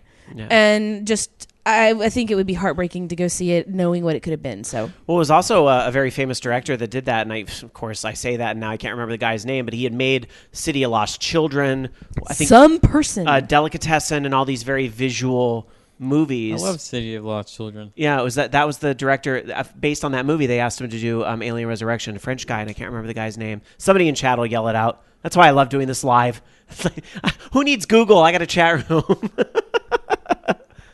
So, anyway, let's see. Looking at our chat room over at live.vognetwork.com, Rageinator says, yeah, I saw Alien Resurrection in theaters too. Sadly enough, not too long after that, my grandmother was rushed to the hospital and ultimately died. Oh, I'm really sorry to hear that. That kind of sucks when you have to associate something that might have been pretty good with a really bad memory. But anyway, I don't want to take this too much to a dark place. Tiger Claw says, you heard about Neil Blomkamp wanting to do an Alien 5. That looked pretty awesome. I'm sure there's a lot of people that want to do an Alien 5. Well, he was supposed to, I guess, originally, he was going to do that as his debut. Jean-Pierre Jeunet. Thank you. Thank you, SJ100 Matt. Jean-Pierre Jeunet. Yeah, the artwork for that looked pretty sweet. And that's it. I knew he did Amelie. So he came after Alien Resurrection. He did Amelie, which is one of. I need to finish that movie. It's honestly like one of the best movies of the last decade. I can actually follow most of the dialogue in it too. Didn't see. Oh, really? And I don't know if you remember when I got that really, really short haircut? Mm-hmm. I got her haircut. And then Amelie Resurrection just gets really strange when they start trying to blend the two genres together. It's just, I didn't understand that, but okay. Oh, Ron Perlman. But watching Winona Ryder in that was a lot of fun, too. Making that same expression. I have a lot of love, though, for Aliens in the first movie. I actually even liked the third one, so maybe I should see Resurrection. I was trying to see what else John, that director's done. He did a movie called A Very Long Engagement, which I don't remember that movie. I've heard of it. But he did that movie, and then he was kind of on a break for a little while. He did a movie in 2013 called The Young and Prodigious T.S. Spivet. Never heard of that. But Helena Bonham... just need to get Gons back for another. Oh my God, Helena Bonham Carter's in that, though, and she is a queen. She is a queen in acting. I mean, come on. Helena Bonham Carter. Oh, yeah. Like in every Tim Burton movie. Just fucking steals it. She left him. Yeah, I heard about that. I think she's going to go for Johnny Depp. I don't know. It's the OLR Hollywood Gossip Hour. This is what happens when there's no gaming news. But it started from us talking about how awesome the Alien franchise could be. You want to talk about, I don't know. I want to talk about Winona Ryder. I want to talk more about Winona Ryder. Winona Ryder? Let's talk about that. All right, yes. Beetlejuice. I know. Beetlejuice 2. I'm so fucking psyched to see that whenever the hell that comes out. That's going to be fantastic. Okay, wait. Michael Keaton will be in a wheelchair by the time. I don't care. It'll still be good. That's what CG's for. Ranma wins the internet today. What? No, they're fighting for custody over Johnny Depp. I'm sorry, but yeah, Tim Burton. Johnny Depp is a maniac pixie girl.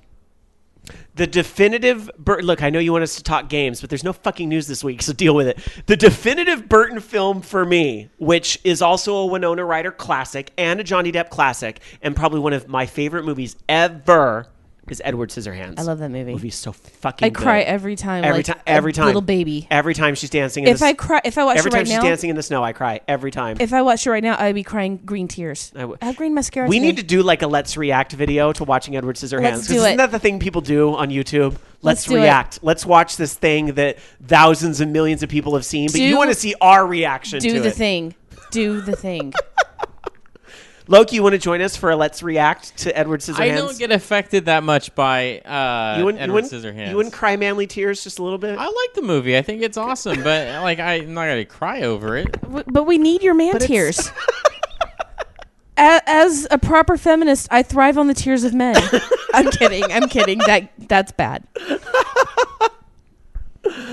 All right. Rageinator says in chat, the only Burton movie that I cared for was the 1989 Batman. I preferred. Speaking of which, the NES game is fucking amazing. I preferred Batman Returns, not the game, because the game was kind of crap. But the movie Batman Returns, as much as I understand why people hated the Penguin, Catwoman was just perfection. Nobody will ever match Michelle Pfeiffer. She got the whip scene in one take. Amazing. I love her. And she was in Grease too. I don't mind Danny DeVito as the Penguin. I thought it was okay. And Dungeon Buster says in chat, Vincent Price almost gave him real hands. That's right. One of Vincent Price's last roles was in that movie. Oh. I know. Let's just think about Vincent Price for a minute. We're gonna let Loki do the next story because it's his anyway. And Rob and I are just gonna sit in a corner and eat these chocolate chip cookies and cry. That's fine. Rob, I hope you have tissues because this is expensive mascara. All right, I'm gonna. It's Pantone Emerald Green today. Hello. But there's actually Kleenex on the table for tonight's show. It's like I'm sorry, I was just looking at the cookies. Next story, Loki, take us back to games. Since I didn't read the fine print on this story originally, today I was like, ooh, January, I'm going to see what new PlayStation Plus games are on there. Nope, they're not there yet. But yes, they will be as of Tuesday. And what can you expect on PlayStation Plus for the month of January? Well, actually some pretty cool stuff. For example, on PlayStation 4, as we already knew, we're getting Infamous First Light, which is the standalone expansion for Infamous Second Son. And then also the indie game The Swapper will be as part of the PlayStation 4 section. And then for PlayStation 3, you get Prototype 2 and DuckTales Remastered. And then finally on the Vita, Whoa Dave and Duke Nukem 3D Megaton Edition, which that's awesome that you can play Duke Nukem 3D on your Vita. There's a reason to have a Vita right there. Or a Vita or a PlayStation TV, I guess. Did you know that Duke Nukem 3D is actually now in the current Humble Bundle? I did actually hear about that. I think we're going to talk more about the Humble Bundle that's up right now later in the show. But yeah, I noticed that. That's the problem with the Humble Bundles. I'm starting to own all the games that are on every single one now. Yeah, but you can actually gift your codes now. I understand that, but I have my gift code library or whatever is getting about be as big as my Steam library. Pointed at. You were talking before the show, and you probably don't want me to bring this up on air, but I don't care. You were talking before the show about your idea about the multiplayer streams that you and I and maybe Girl, Loki please. can do on Twitch or whatever. Yeah. We fucking need to do Duke Nukem. Oh my, no, not even Duke Nukem Forever. It can't be that shit. It has to be Duke Nukem 3D Deathmatch. In the bundle, Duke Nukem 3D. Deathmatch Duke Nukem 3D. Because that, where you can put in the voice macros. We could get Loki to do that one. You can put in the voice macros. Do you remember, Rob, no. There are special things about Duke Nukem 3D. It was my first LAN game. Mm-hmm. MobyCon 1995. Oh, I've told the story about the college dorms and the dial-up and playing Duke Nukem 3D, where us little nerds, me and my best friend in the dorms in college, we were neighbors. We lived right next to each other in adjoining, rooms that were next to each other. And all the, bro sports player football guys would love to watch us play. And, they were the biggest drama queens out of anybody I've ever met in my life. Because they would be gossiping where you at? And then they'd look and then they would run to the other room and tell my friend where I'm hiding and where I'm camping so that he could kill me. Bitches. And vice versa. I'm like, you little gossipy bitches. Those catty bitches. Go out and throw your ball. No, they just I wish play I had with each some of my other's old balls. maps I made during high school. There were some pretty awesome maps. You were probably the type that made a map where somebody would fall an entire mile down the map for no good reason. Then you wanted them to do that. I did. Of course you did. But no, it wasn't. It was a great reason because you could do mid-air battles. But yes, I literally because you hit page down to lower the floor of the map. So I put a paperweight on page down and went and had lunch and came back, and that was part of my map. The fall was a good 5 to 6 minutes long. But Duke Nukem 3D gave me one of my favorite insults ever. Mm-hmm. Your face, your ass, what's the difference? And I still have a WAV file from that back from AOL 2.5 days when you could play WAV files in chat rooms. And it's in my damn WAV file collection. You could do that on Instant Messenger too. Yes, you could. That's what we did before emoticons. Yeah, we played waves. Yeah, it used to be you would send the wave on AOL Instant Messenger. Your face, your ass, what's the difference? And today we have the smiling pile of poop emoticon. Oh, the smiling pile. You know what? What? I used to have a theme song that would play every time I'd go into a chat room back in the Sailor Moon chat room on AOL. I'm sure that wasn't annoying whatsoever. Who remembers Town Square Sailor Moon? I do. Oh, look at this. You got to love the Google foo of the live chatters. You got to love this. Tiger Claw dug this up in 30 seconds. Your face, your ass, what's the difference? Oh, yeah. We also had a really horrible one that we would use, and I know it's not politically correct, but I'm going to say it anyway. Uh-huh. It's who are you, the poster child for abortion? It's who was it that I don't remember that one. Didn't they cut? It was a voice macro that one of my friends made. Who was it that used to do that during who was it that it was one of the games that we'd play a VOG game night or something like that someone would play those macros through That was when we were playing Perfect Dark. And I want to say it was me and Breslol, maybe Travis Donovan was in on that too, but I think it was SSJ 100 Matt had one of those little adapter things for the Xbox 360 controller, so he could drop in those little clips while we're trying to play on Xbox. I think it was a Perfect Dark match we were all playing, and SSJ 100 Matt was being a little smart ass. So I think he called into the show and talked about it around that time. Just go look up the show from whenever Perfect Dark was released. For the record, I would never say something like that to somebody. To their face. No, ever, because I don't think that's something they make fun of. All right. I'm a good girl, damn it. Mm-hmm. All right. Let's move on. Well, if you're a good girl that wants to be bad, very, very, very bad, you could play a very naughty, very graphic, very gory game, such as Mortal Kombat X. Dark Sakura, are you looking forward to Mortal Kombat X? Fuck no. I thought this would be a type of game that's up your alley. I don't know.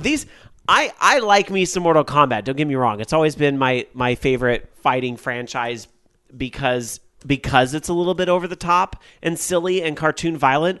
But when I'm seeing the new one and the movies and stuff and the fatality images that are coming from the new Mortal Kombat, I'm like, this is starting to get a little too real for me. I mean, I realize it's over the top, but now we're crossing that line into Saw movie territory, and I don't know how that makes me feel. That's awesome. A little, yeah. I don't know. Some of the stuff is it's gross. But regardless, I'll probably make my mom play this one too and record it and put it on the internet because it's funny. But Mortal Kombat X, some more information came out about this one, and this is thanks to a Finnish gaming magazine who I guess got to see some more information by taking a trip to the studios. And one of the new fighters that they unveiled is an older Kung Lao, because this game does take place, a little later on in the Mortal Kombat history. So now you have a Kung Lao who still has the hat with a bunch of spikes on it, but now a little bit of like the gray. Little bit of the gray mustache and beard thing going on there. And they talk about that some of the differences with the Tempest and Buzzsaw and Hat Trick variations are some of the biggest ones yet. He uses more spinning attacks and has the ability to set his hat to spin around him as a shield of sorts. In the Buzzsaw variation, his hat is sharpened with razor blade edges and allows the player to control the hat that throws more. And then Hat Trick is an experimental one because you can throw and call back your hat at any point you want. This keeps the opponent on their toes because the hat can extend combos. Don't forget the fighters in Mortal Kombat X. They're going to have these different variations. That's part of the game. That there'll be different flavors of the same character. It's kind of their experimental place that they're going. So yeah, that's pretty neat. Some other little tidbits on Mortal Kombat X. Ed Boon talking about that the online features are more complex this time around. When you start the game, you get to choose your own alliance from 5 different options: the Lin Kuei, the White Lotus, the Brotherhood of Shadows, the Special Force, and the Black Dragon. And so your team will be gathering battle points for the team, which will decide how the game menus look in single and multiplayer. So every player contributes to the entirety, whether or not you prefer the social aspects or playing by yourself. That sounds kind of neat, that everybody will be like championing a different, faction, and whatever faction is in the lead kind of controls what everybody sees. And you're Slytherin, and you're Hufflepuff, and you're Gryffindor. Harry has decapitated his opponent. 10 points to Gryffindor. It's extreme Quidditch is what this all is. Kung Lao's just going to hop on a broom and fly around, and him and Cassie Cage and all these other new people that are showing up in the game. Have you seen some of the fatalities out of Mortal Kombat X? I got to say, Joystick ran an article this week talking about, and I don't know, it's talking about like why do we like gory games so damn much or whatever. And there was some picture that went with the article that's like this new Bug Queen or whatever she is, that's one of the new playable characters in the game. It was a GIF of, and yes, I said GIF, deal with it. It was a GIF of her fatality where like these bugs fly out and eat Scorpion's head. And it's not just enough, like in the old games, it would have been LOL, his face melted, and that's it. But it wasn't enough, because now it has to go over the top. So not only do the bugs eat away his face, but then like they eat so much of his face that his jaw snaps off. Then his head falls off and rolls on the ground. And if that wasn't enough, she takes her heel and stomps out his head. She just should hacky sack with it. So it's like... And all of this on the PlayStation 4 and Xbox One and this generation of gaming's ultra photorealistic technology. That's why I'm starting to take after my mother. That's gross. That is so gross. Day and age of like indie games and being able to make whatever you want, why don't we get like a really, really, really over the top thrill kill type game? Like just so beyond tasteful. Okay. Well, there's that very controversial. What is it? Hatred is the name of that game. Surely you've heard about this because there's a whole back and forth about the Steam green light. It's back now. Oh, because buy it. That's kind of where that kind of it's too much for me. Too much. But I also think the Saw movies and those type of ultra gore movies don't exactly contribute a lot either, and I don't watch them. So I at least apply that logic consistently. Anyway. All right, let's move on. And we're going to travel around the world and check out some release dates here in a minute. But first, Dark Sakura has something a little different, but, there wasn't a lot of news, so we have different things. Well, I talk about science. There's nothing wrong with science. Yeah. So basically, it's not necessarily video game, but it's video game-ish because it's a simulation. They're actually using data from airport X-ray simulations to help with security and cancer screening. And basically, for people who use security X-rays over and over again, the machines, they become adept at recognizing certain patterns, what certain contraband looks like. And so it builds up their reaction time. They could spot it in an instant. And they're using the same type of simulation to help people recognize certain things a lot faster. Basically, they are using the simulations to help them get find things that they couldn't otherwise in a lab environment. So now they have it to where they can do all of these different simulations to mimic what would have taken that many trials. So they're actually using the same data to help radiologists read cancer scans, to help with all kinds of other things. But they are working with funding coming from the Homeland Security Solutions and the Army Research Center. So, and he's trying to get work with some of the groups that work with TSA. So we could get some benefit out of this. But it's the same reaction time that comes from gaming, Simulations, they're basically just focused games. I guess that is true. Yeah. All right.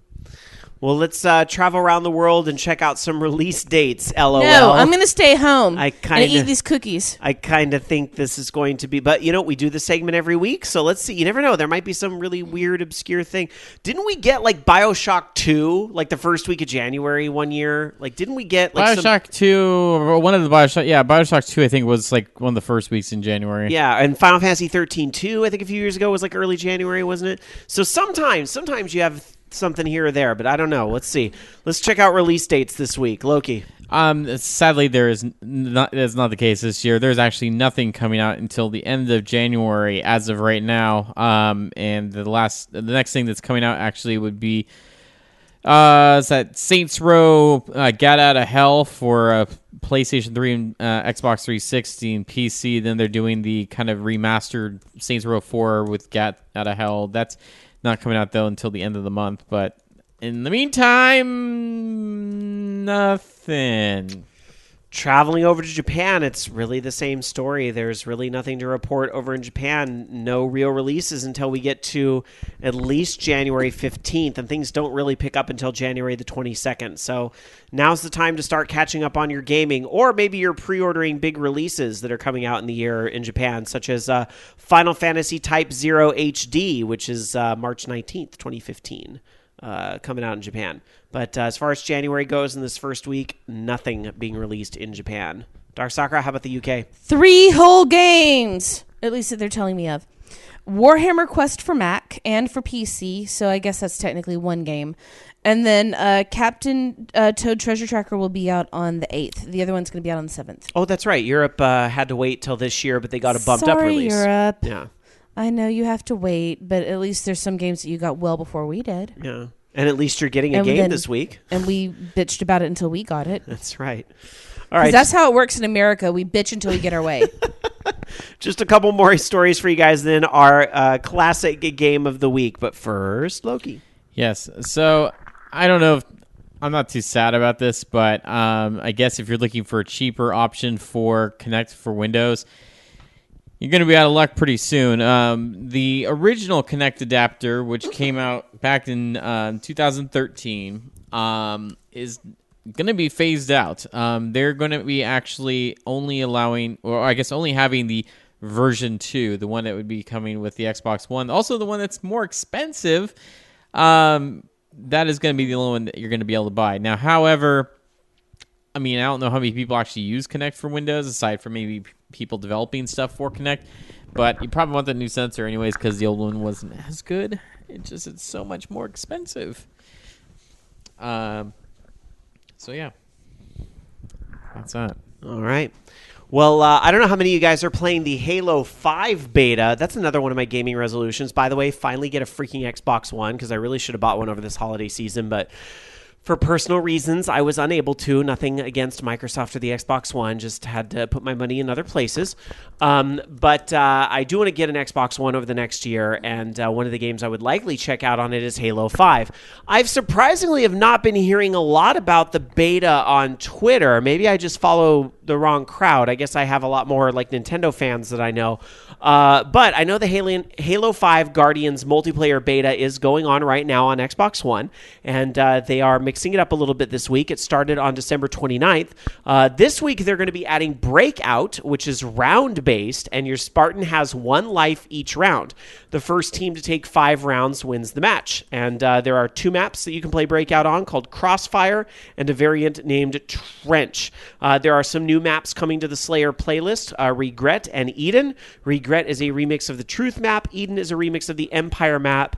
Those were both playable in week 1. And thanks to a user vote, you can now wield the Hydra MLS, which is a brand new weapon in the Halo universe. So there you go. That is all the updates on what's going on with the Halo 5 Guardians beta, which looks pretty. I need to go look up some YouTubes and live streams and try to see this a little more in action. I just, again, I skipped out on Xbox One, unfortunately, this time around, and just didn't get a chance to check this out. So I don't know. Have you been hearing anything on the Halo 5 beta, Loki? Nope, because I'm a marginal Halo fan, and I don't have an Xbox One. Going to our chat room over at live.vognetwork.com, ActDef says, Sky, you follow me, and I'm the right crowd. Or are you playing? Please, chatters, you guys can help when we don't have time to play everything or money to play everything. So if you guys have played something we haven't, we're dying to know your opinion. It is the show where every gamer has a voice. So over at live.vognetwork.com, let us know what I might be missing by not checking this out. All right, let's get to the classic game of the week. You know what? Who needs Halo 5? In fact, who needs Halo 1 when you've got classics to play? That's right. It's time for Dark Soccer to step into the gaming vault and find a classic game that she thinks, hey, you should be playing this game this week. Forget all this newfangled technology. This is the time of year where we catch up on games. It's time for you to catch up on games that are 10 years old. I had to check 5 times to see if I've done this game before. I was shocked that you have never done this game before. I've been shocking myself lately. Shocked. This is really a duh this week, people. But I'm all right. We have to start with the music, though, for the first one. Well, it is a game that people need to freaking check out if they haven't already. It's one of the best music games ever, and really... A little bit more? Do you guys hear this Eurobeat? This very specialized Eurobeat. The game is Guitar Man. Guitar Man is a music game that was done by... I'm going to mispronounce this, but it's Inis, I-N-I-S. And it was published by Koei for the PS2. Anus! Excuse me, I had to burp off the mic. all the anus talk. Anus. It makes my gastrointestinal tract just inflamed for the anus. Anyway, the game has actually... the artwork is done actually by one of my favorite commercial artists, Mitsuru Nakamura, and the music was done by a band called Coil, of course, Japanese band. It came out on June 21st, 2001 in North America. I'm sorry, in Japan.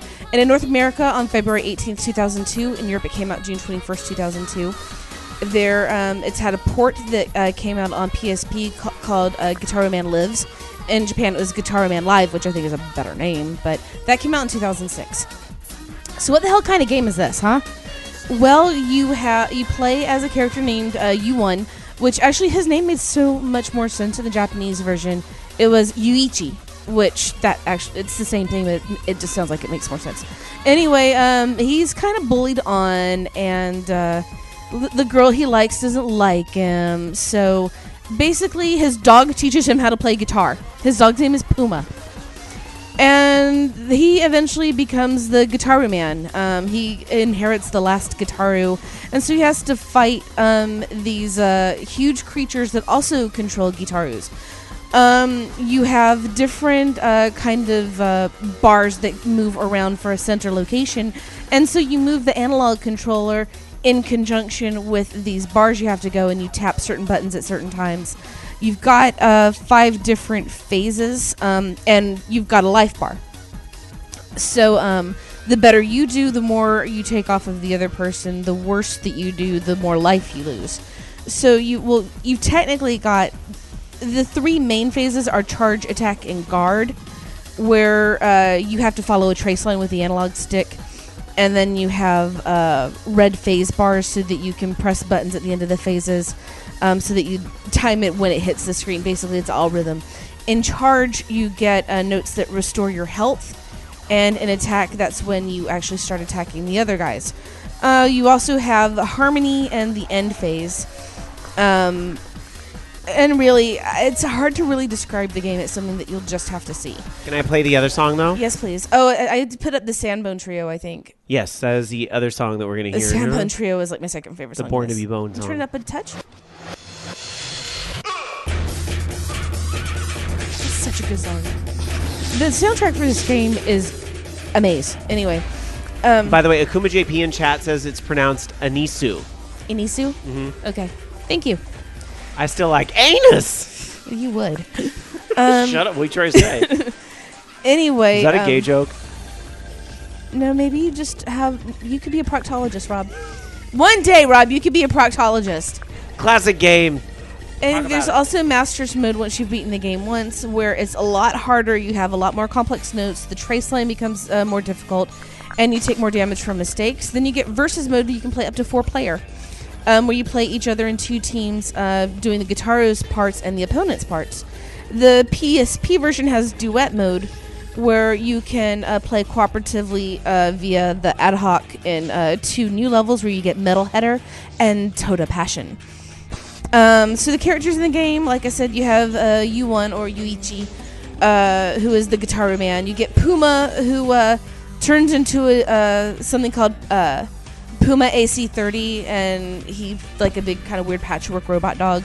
You have Pico, who's the girl that U1 wants, and Kazuya, who's the guy who likes to take Pico away. Then you've got all the bad guys. So, like the main bad guy is Zoe, who is trying to take over the universe through capturing all the Gitarus. You got your bad guy, your bad guys. Like the one that played, the music we played last was the Flying O, which is a giant UFO that makes everyone para to death. And then this one is the Sandbone Trio. So there are 3 skeletons named Carrot, Pine, and Soda that play their own ribs for the musical instruments. All kinds of different ones. That ain't weird or anything. And you have your backup band who show up randomly in different levels. So you get Norin, who wears a rabbit suit, Jung, who wears a monkey suit, and Yasuda-san that wears a panda suit. The soundtrack, the CD came out in 2001, has the majority of the songs in it, and it's missing most of the background music, though. But it does have some of the Master Mode versions. It has also the remixes of some of the songs. As far as other versions, there was one called Gitaru Man 1 that was a trial release of the game, but it also had a demo of the Para stage and cinematic scenes that were only exclusive to that version, and a game where you could play Puma trying to eat donuts falling from the sky. Then, of course, there was Gitaru Man Lives, or in Japan it was Gitaru Man Live. That was the PSP version. It had extra goodies, and that came out in Japan on June 8th, 2006, Europe September 26th, 2006, and in North America November 14th, 2006. So that's when we actually got after Europe. See, Europe, you get some before us, but we bitch until we get it. And that's it. All right, there it is, your classic game of the week. A true classic for music game fans, which we all are here at OLR. And I suck at it. Gitaru Man. There you go. Then you would probably not like Hatsune Miku, which to me plays very similar. Like, obviously they have their differences, but I do feel like it's probably the most similar thing to Guitar Man that's out there is Hatsune Miku. I don't know if you'd care for that. I love Hatsune Miku, though. That game's a lot of fun. I need to get the new one that just came out. But anyway, we're going to take a break. We got more OLR coming up, including our 2015 predictions. That's right. Listless returns tonight, and you guys will help us come up with the definitive list in our chat room over at live.vognetwork.com. But we will do all that and some more news, scraping what little pieces of news there are together, and your calls, most importantly, in the mailbag when we come back with more of Orange Lounge Radio right after this.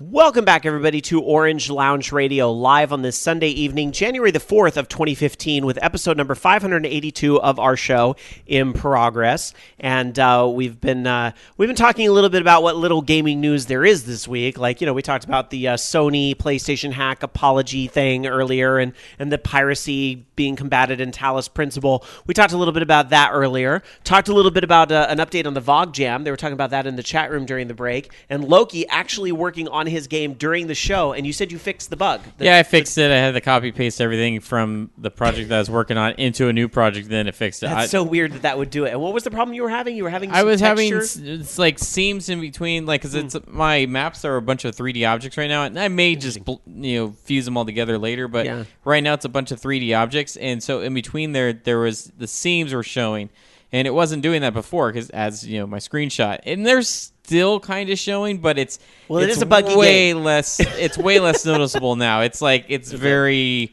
I can deal with that much. Showing that's fine. But before it was just like really like I don't know. It was really horrible from far away. So good on you though, troubleshooting while we're trying to do a show. That's great. Love it. That's during break. We also derailed into movie chat, which by the way. I went. Well, we derailed into talking about Winona Ryder and how underrated she is. I love her. I know, right? But she's my secret girlfriend. Well, this mine too. This reminded me of a Twitter thing that had come up earlier, and I was talking on Twitter, and it was Tiger Claw or somebody had brought it up, talking about it is the year 2015, and a lot of people are talking about it's the year of Back to the Future 2. And, talk about slow news week. You have a lot of these websites like BuzzFeed and so forth are having to live on here's 20 things that Back to the Future 2 got wrong about the year 2015 and all this stuff. And it just started. There's still time. There's still time for hoverboards and auto tying shoelaces, right? But here's the funny thing about that. I was like, I have a really funny story about that. You know what that story is? I've never seen Back to the Future Part 2. Yep, that's my funny story. I've never seen Back to the Future Part 2. You're not missing anything. It was really awful. Well, here's the weird thing. Here's what makes that story weird. I've seen Part 1, and I've seen Part 3. I've never seen Part 2. I was like that well into adulthood. I didn't see the second one until I moved out here. Oh, interesting. Yep. Yeah, no, I never got around to seeing the second one. I remember we saw the third one, like one of those like rainy day or substitute teacher type of things. Like, you remember when they would just show you a movie in class, even though you're supposed to be learning, they show you a movie because clearly something's going on behind the scenes you're not supposed to know about. Oh, no. So it's like, just shut them up. We're just going to show a movie. We wouldn't get a movie. We would get The Reel to Reel by Seba Geige. What is that? It's a research facility. They used to put out educational films. Yeah. And so they'd bring out the projector and make us watch science stuff. We had something like that in our physics class. We had that all the way through elementary school and then in middle school. My physics teacher in high school was a crazy bastard, but I mean that in the best possible way. He was so awesome. He wore a Star Trek uniform to work every single day. That's what kind of a badass he was. Okay, that's cool. And during recess, he always played music that he would blast on these loudspeakers. It was like this big orchestral type epic thing. And it was always timed precisely to end right when the bell would ring. Like the music would go do do do do do do do do, and then the bell. He made a science out of this. And the greatest thing about him, like this guy, I'm a teacher of sorts now, and I got to say this guy is an inspiration in certain ways. I mean, even though I just called him a crazy bastard, again, I say that with the utmost respect of this, that I take after that a little bit. But oh my God, this guy, he used to deliver jokes in the most deadpan way ever. Like, he was a teacher on Strangers with Candy. He was like Mr. Noblet or something like that. I swear to God. So that guy was amazing. Going to the chat room over at live.vognetwork.com. Tiger Claw saying, Sky, you must see Back to the Future Part 2. Pushy Pixels saying, Rob, seriously, you need to see it. Fifth Dream saying, I saw it in the theater. All right, look, I'll try.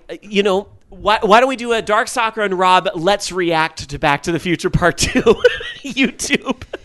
I'll tell you what. Michael J. Fox and drag. I've got the whole trilogy on Blu-ray. I'll bring it next week. Yes. Nice. All right. I've got it too. I mean, you know who I married. Hey, I don't have it, so some of you need to bring it over.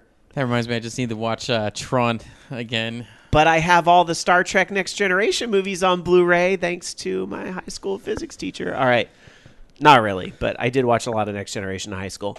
Anyway, we gotta watch a lot of rapid fire news go by before we get to our 2015 predictions listless tonight. Let's get into some rapid fire news. Loki, then Dark Sakura.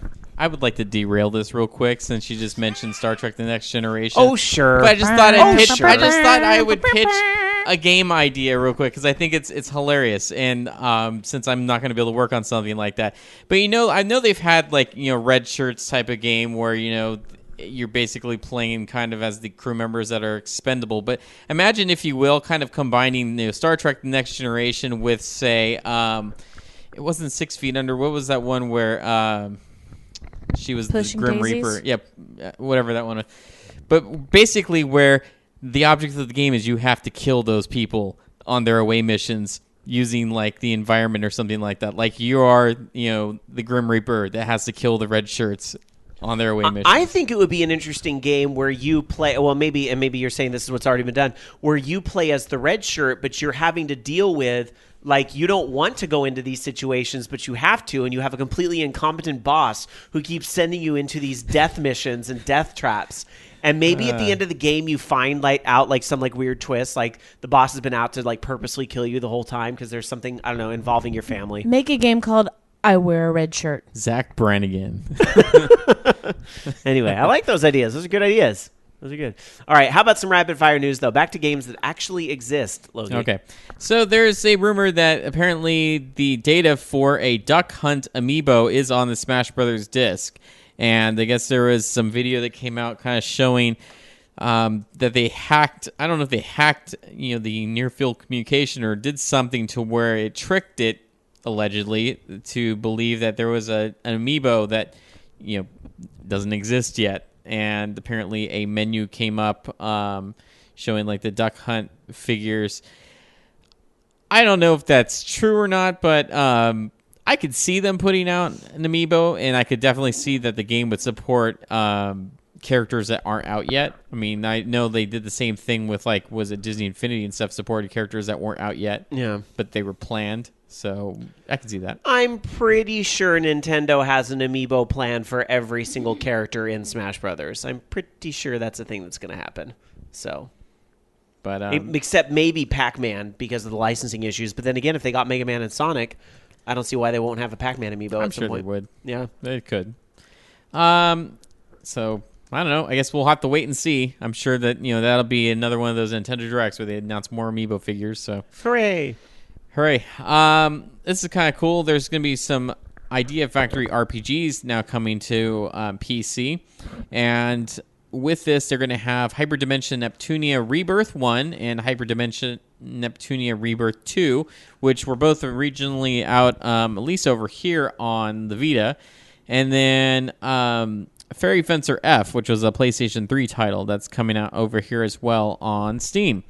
So no exact date when those are going to be available, but they should be coming soon. So have to wait and see for those. And then last but not least, there is a code that's been released for Pokemon Omega Ruby and Alpha Sapphire for, was it Superior? It's, I guess, an unlock code that was on the last Pokemon Get TV. And the code, I guess, is redeemable after January 29th and available for use up through November 30th, 2015. And I guess the code is just Pokemon 497, and it'll unlock, I guess, a character. I don't know. I think Superior or whatever, Superior is the Pokemon. I think is the deal. So they're saying... I don't know. When even Shane is on this show saying it was really not a good Pokemon game, that really makes me go, well, I have concerns. But then again, we had a caller call in and say, no, he's wrong. It's the best game of the year. So I suppose there's two sides to all that. So, I don't know.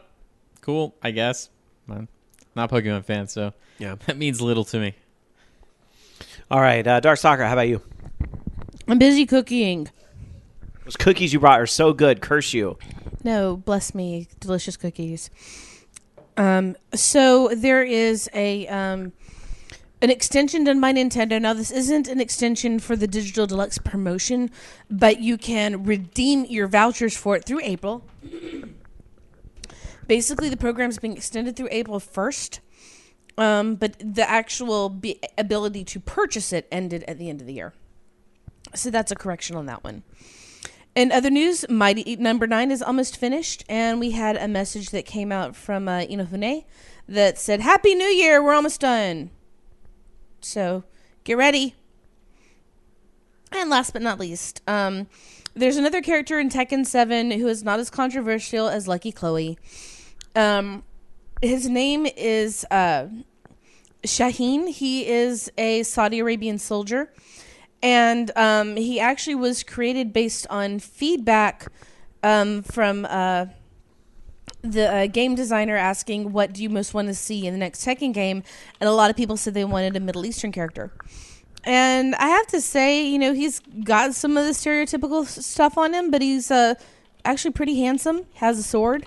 Looking pretty hardcore. I would, honestly, it's not a fighting game unless you have a bunch of people that fill the tropes of different characters. I mean, who cares? It's a fighting game. We love stereotypes the game. You're not. We can't talk realism about a game that has a fighting bear in it, or a game that has a wooden robot thing that you fight. I mean, it's just come on. If Street Fighter can have a Turkish oil wrestler. Mm-hmm.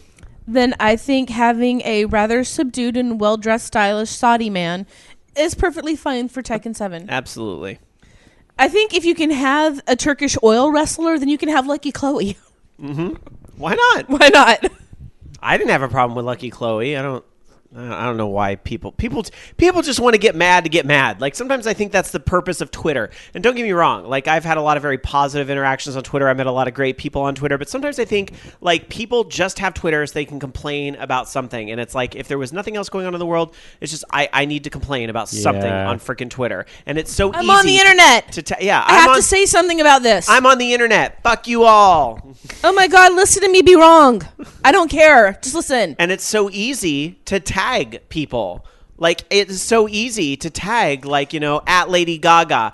You're fat. I hate you. And it's like, but she can, like, actually, I don't know. Why do you think I hardly spend any time on Twitter anymore? Yeah, I'd rather be on Tumblr and just repost whole blogs and make fun of them. See, I have my whole issue with Tumblr, too. Lately, Tumblr's just been Dragon Age Romance, the blog. Yeah. All right. Let's get to the Foogle question of the week. You take Facebook, you take Google+, you slam them together, you get Foogle. It's Radio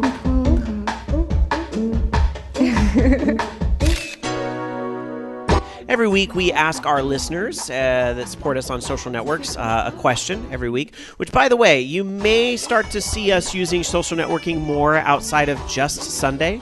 You may have noticed a little experiment where I actually snuck a question in earlier in the week that I used in the intro of the show.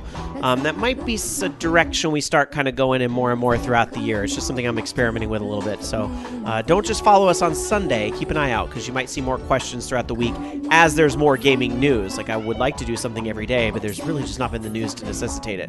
But we'll be asking you guys about the big stories more frequently, so we can get your comments on the show more frequently than just this section. But all that aside, we did ask in our official Foogle question of the week this week. Tonight, we are making our 2015 predictions. So what are your 2015 gaming predictions? Maybe we'll use some of these on Listless. Let's see.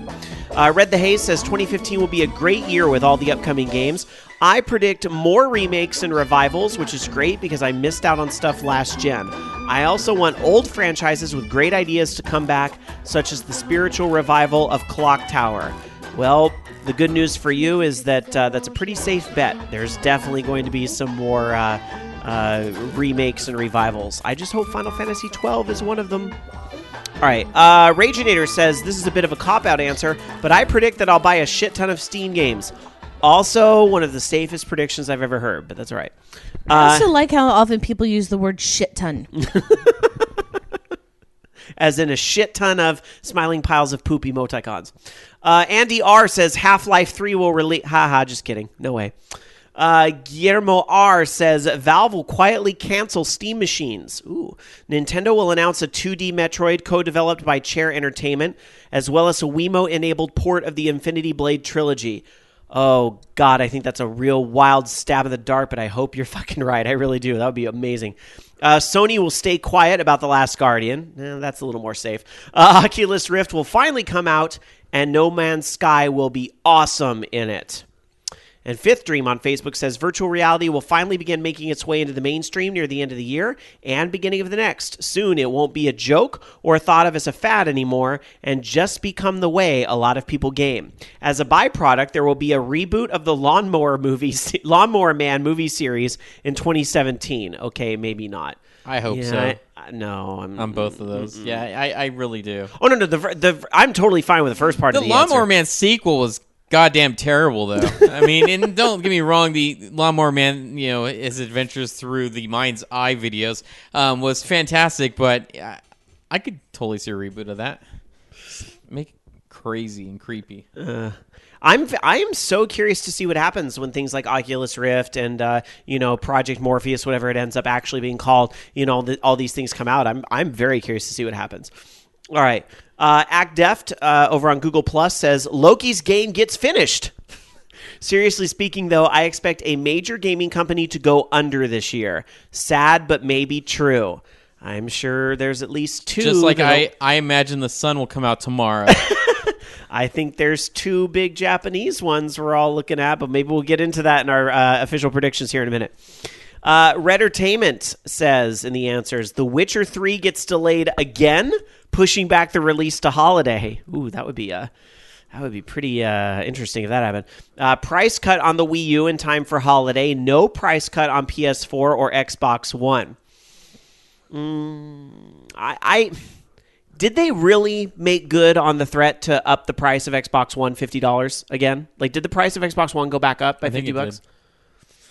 I think that was. I don't think that was a smart decision on Microsoft's part. But anyway, maybe it'll just be. I think it did. I can confirm that. I think if they did make that $50 price drop permanent, which I can't believe they didn't, then Sony would be under a lot of pressure to match it. But we'll see. I don't know. We'll see. It's a fair prediction. And then Redtertainment says The Last Guardian is teased at E3. No release date or full trailer, just a short video with ominous music behind it. Mirror's Edge 2 gets a release date sometime in 2016. All right. Let's see. There you go. Those are some of the answers from our Facebook and Google Plus communities. We are really close to our lists for tonight. But first, we have a couple more stories for you guys. Loki. Yeah, it's still saying at $399.99. So I don't remember which bundle that was, but it doesn't look like that they've dropped it down. Whatever. Okay. So let's see. So let's talk a little bit about the Xbox One. Actually, ironically enough, that and this is something that they've been working on for a while, especially after they decided, hey, you know what, we're not going to make the Kinect as something that you need to have in the system, and because of that, they were freeing up the extra CPU power that was, I guess, for that. So I can't remember how much they were saying. They're saying right now they've allowed developers access to 50 to 80% of the 7th processing core, and saying that this should increase the performance of titles compared to their PlayStation 4 counterparts. Because you may remember there's been quite a disparaging difference between some of these, titles on Xbox One not running as high of a resolution as the ones on PlayStation 4, or a lower frame rate, or something to that effect. I mean, if that's a big deal for you, then I don't know. I guess this is cool that they're going to have the extra stuff. And then also, I know at some point they're supposed to be adopting, was it DirectX 12, was that? I think. I don't know. That's supposed to be pushing visuals up as well, and supposed to allow them to do a little bit more with the system, and also on PC. All right. Well, we were talking a minute ago about the Wii U and the types of things we might see this year, but it looks like Mario, a 3D Mario title, will not be among the offerings on the Wii U this year. This was confirmed by Nintendo of America's Bill Trennan, who said in an interview, and the interview was, sorry, my keyboard tray just broke. That was scary. He said in this interview that the company does not have a sequel to Super Mario 3D World planned for release this year, so that's not going to be on the 3DS or the Wii U.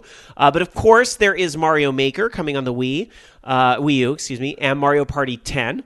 The exact quote, Mario games release more frequently, but we don't have a new Mario game this year, so it's not an annual event. The teams focus on how they can recreate the gameplay experience or introduce new ideas to those games, which is what they did with NES Remix, for example. So there you go. And, with the Zelda game coming out this year, I think that's where the focus is, so I'm not too shocked to hear there's not a mainline Mario game coming out. However, what I want to know is, does this also rule out Mario Galaxy? Because I would think that is the series that really needs another game, and I think that a lot of people want to see on Wii U. Or is that the 2016 plan? I don't know, but I would think a Mario Galaxy game. I don't think they're going to have another Mario game next year just because they've got a Zelda game coming out. That'd be I think that they would be that would also be a power Christmas. Yeah, it would be. But then what do you bring for next year? That's the problem. It's like, so they got to space it out so that they have one core franchise title that, it's a Mario or Zelda title that's really going to bring in, people interest in the console that may not have the console already. So I don't think, because honestly, when they were pitching Pikmin 3 or whatever, that's just not a system seller. Some people like that game, but it's not something like, oh my God, I got to get a Wii U for that. I don't know. I just think that we'll have to see what else that they have beyond Zelda. Star Fox is definitely a positive, so that'll help. Yeah, we're not hearing a lot about that. I think I would be willing. I could see Star Fox being delayed to next year, but I don't know. We'll see. I think they're going to have some spring titles. There's Mario Maker, and I would hope Star Fox is in there too. Maybe there'll be a direct or something that gives more information. Maybe Star Fox is like that summer title, like the June type of release. At least I hope so. I think there's a lot of us that are really, we're hoping for Nintendo. And, they had a really good year this year. And, if they can keep that inertia going in the face of increasing competition from the Sony and Microsoft exclusives that start dropping next year, because there's going to be some big ones between, Halo 5 is obviously going to be Microsoft's big thing next year. Sony's got Uncharted 4 and, these other things that they were pitching at their own conference. I'm really cheering for Nintendo, and I hope they can pull through. All right. Well, we're making a lot of bold predictions right now, so let's make some more in a segment we call Listless. I hope y'all know this game by now because we just played it 2 weeks ago to do the VOG Jam theme.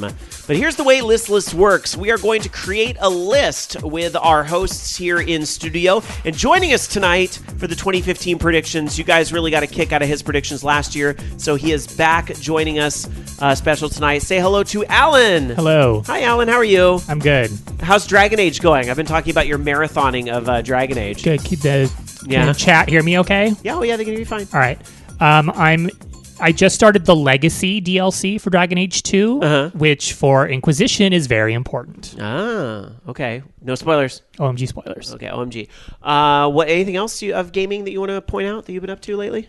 Diablo 3. Lots of you broke forever. You broke Paragon 120 now, right? And 130. Wow. And I'm doing Torment 5, but not very well. It's a struggle. It's a struggle. It's a struggle. The struggle is real. What else? You used to co-host a podcast and all that fun stuff. You're not doing anything like that right now? No projects for people to follow? No. Just your sassy tweets? Yes. All right, that works. All right, well, Alan's going to be joining us with his predictions tonight. Sadly, Jason was with us last year, but he's on the road driving back today. So I'll be curious to see what, because he was the most accurate last year, so it'll be a hoot and a holler what the list turns out this year. So, okay, anyway.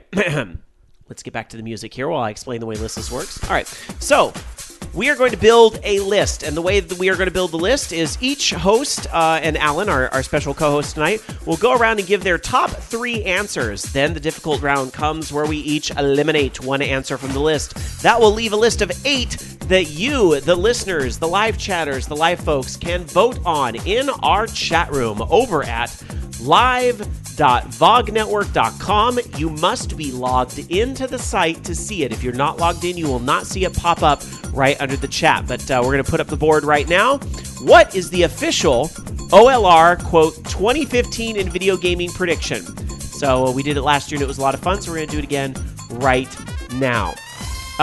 Okay, so here we go. We're going to go around and build this list. I do want to warn you guys in advance, if you're expecting some very hardcore serious, very, very Michael Patcher analyst serious predictions, you're listening to the wrong show. Our predictions tend to be a little bit tongue-in-cheek, so take with that what you will. Do you know if you firmly put your tongue into your cheek, it looks like you're sucking on something? Like what? A lollipop? Cookies. A cookie. Okay. Jawbreaker. Okay, we're going to start tonight with Loki. And if you have predictions you think are worthy of the list, put them in the chat room. We also have the predictions that came in via our Frugal Question of the Week earlier. Usually if a host gets an answer stolen, which happens sometimes, 2 people think the same thing, we'll turn to our chat room and so forth to help us fill in those extra spots. So, here we go. And SSJ 100 Matt telling people if you don't have a VOG account, you can register in like 5 seconds, then you can vote on the list. That's absolutely right. All right, we're going to start with Loki tonight. Loki, what is your number 3 answer for the official OLR 2015 in video gaming prediction? It's unfortunate, but my game won't be out next year. Or this year, I mean. Yeah, it's 2015. Rob just weaslalled. I just weaslalled. Because I love that this is basically his way of announcing he's already delayed his game to 2016. No, I haven't. I'm just like, I'm being realistic here. No, I hope that I'm wrong, and I hope I can prove myself wrong, but I just don't think it's going to. On his wall, he has a big banner that says The Mentor, and it's Gabe Newell, and he kisses his fingers and presses it to his lips and says, "No game this year, I'm doing it for you." Loki's game gets delayed. Kissing his Gavin scroll, going, "I learned from you, Papa." Don't listen to what the rest of them say. It's our time, okay? We're working on this in our time. Just bring me another sale. It's me time. Bring me another sale, Big Papa. Me time, Valve time. All right, I will go next with my number 3 answer. My number 3 answer on the list will be, okay, look, this is the thing that nobody wants to hear, but we had an answer similar to this earlier, that some company is going to go under this next year. And as much as you guys don't want to hear it, my answer is Konami gets bought. That's right, Konami, who we have to thank probably for this show's existence. I'm going out on the line and saying Konami gets bought. Look, I know they have a big casino business and all this other stuff that they're making money from now, but let's be real. Konami ain't quite in the same shape that it was before. So I'm going to be so bold as to say Konami gets bought. They get bought by Capcom, and then they can be mediocre together. I'm just being a cynical bitch. Solid Snake and Street Fighter. I'm down with that. That's right. Street Fighter versus Metal Gear. Let's hear it. All right. Konami gets bought. I'm putting that up on the board. All right, Dark Sakura, you're up next. What is your number 3? Black Wolf in chat says, like Capcom can afford Konami. I would love to see Yacht Club Games buy Capcom. Or what's the company making Mighty Number 9? All right, anyway. All laughing aside. Dark Sakura, what is your number 3 answer? Mind-controlled game. As in, well, they've got the technology now to where they can use your nerves to control, like, external limbs and prosthetics and everything. And they're working on, wiring the brain where, they can give vision to people who are blind. Mm-hmm. It just seems to me that it's probably not going to happen, but I think sometime in the future we're going to have that technology to where someone can use their nerve impulses or something to control a figure in a game. So maybe we'll say, could we go so far as to say consumer mind control game? Possibly. Okay, I'm going to just put that on there because I think some might argue that game already exists in these very, like, kind of what you were saying there. So I think if we say consumer mind-controlled game, then we can definitely say this doesn't exist yet, but may later. All right. Let's see. Going to our list here. So far, we got Loki's game gets delayed, Konami gets bought, and consumer mind-controlled game. Thank you, chat rooms. Concept. That's what I was thinking of. Concept. Concept will buy them both. They'll overtake the Earth. Alan Alchemy, we are to you. Now, last year, your number 3 answer was a bit of a shocker, so I'm very curious what you have in store for us this year. I have one grim, serious one. Okay. And I have backups. No, that's going to come later. All right. I do have backups. Most of them are too safe, so that's kind of the mood I'm in. All right. Let's see. Yet another 3DS SKU. An enhancement of the 2DS, an enhancement or a smaller version of the one that came out that has the removable faceplates. They're going to redo that before the year is up. It may not be out, but it'll be announced. I think they should make a Transformer 3DS that's both a 3DS and a 2DS. There you go. And the new 3DS doesnst count. I was going to say, isn't the new 3DS already? No, it doesn't count. No, it's out in Japan. So I'm including that one with the second thumbstick and the customized little. So if they release that in the US, it doesn't count. Because it's already out in Japan. But they need to announce in Japan another one. Yet another something else. Yet another 3DS SKU. No 4DS predictions. No. It will bend time. All right. It has 3 screens, you guys. It has 3. All right, so our list so far, Loki's game gets delayed, Konami gets bought, consumer mind-controlled game, and yet another 3DS SKU. All right. Let's go to the number 2 answers. Loki, what are you going to put on the list? This is so not going to happen next year, but I'm just going to throw it out there anyways because I was ill-prepared and didn't prepare beforehand. But I'm just going to make a bold announcement that Microsoft is going to announce, hey, you know what? Now is the time for Minecraft 2. Electric Boogaloo? I almost put that on my list. Microsoft says they go all in and they say Minecraft 2. Yeah, E3. I think it's even so bold as to announce it at E3. Minecraft 2. And they bring out some hoity-toity developer who's working on it, who took over for the guy who just bought Beyonce's mansion. They have Lars von Trier as the artistic director for Minecraft 2. It's really badly lit and nobody's wearing makeup and the blocks of despair won't stop crying.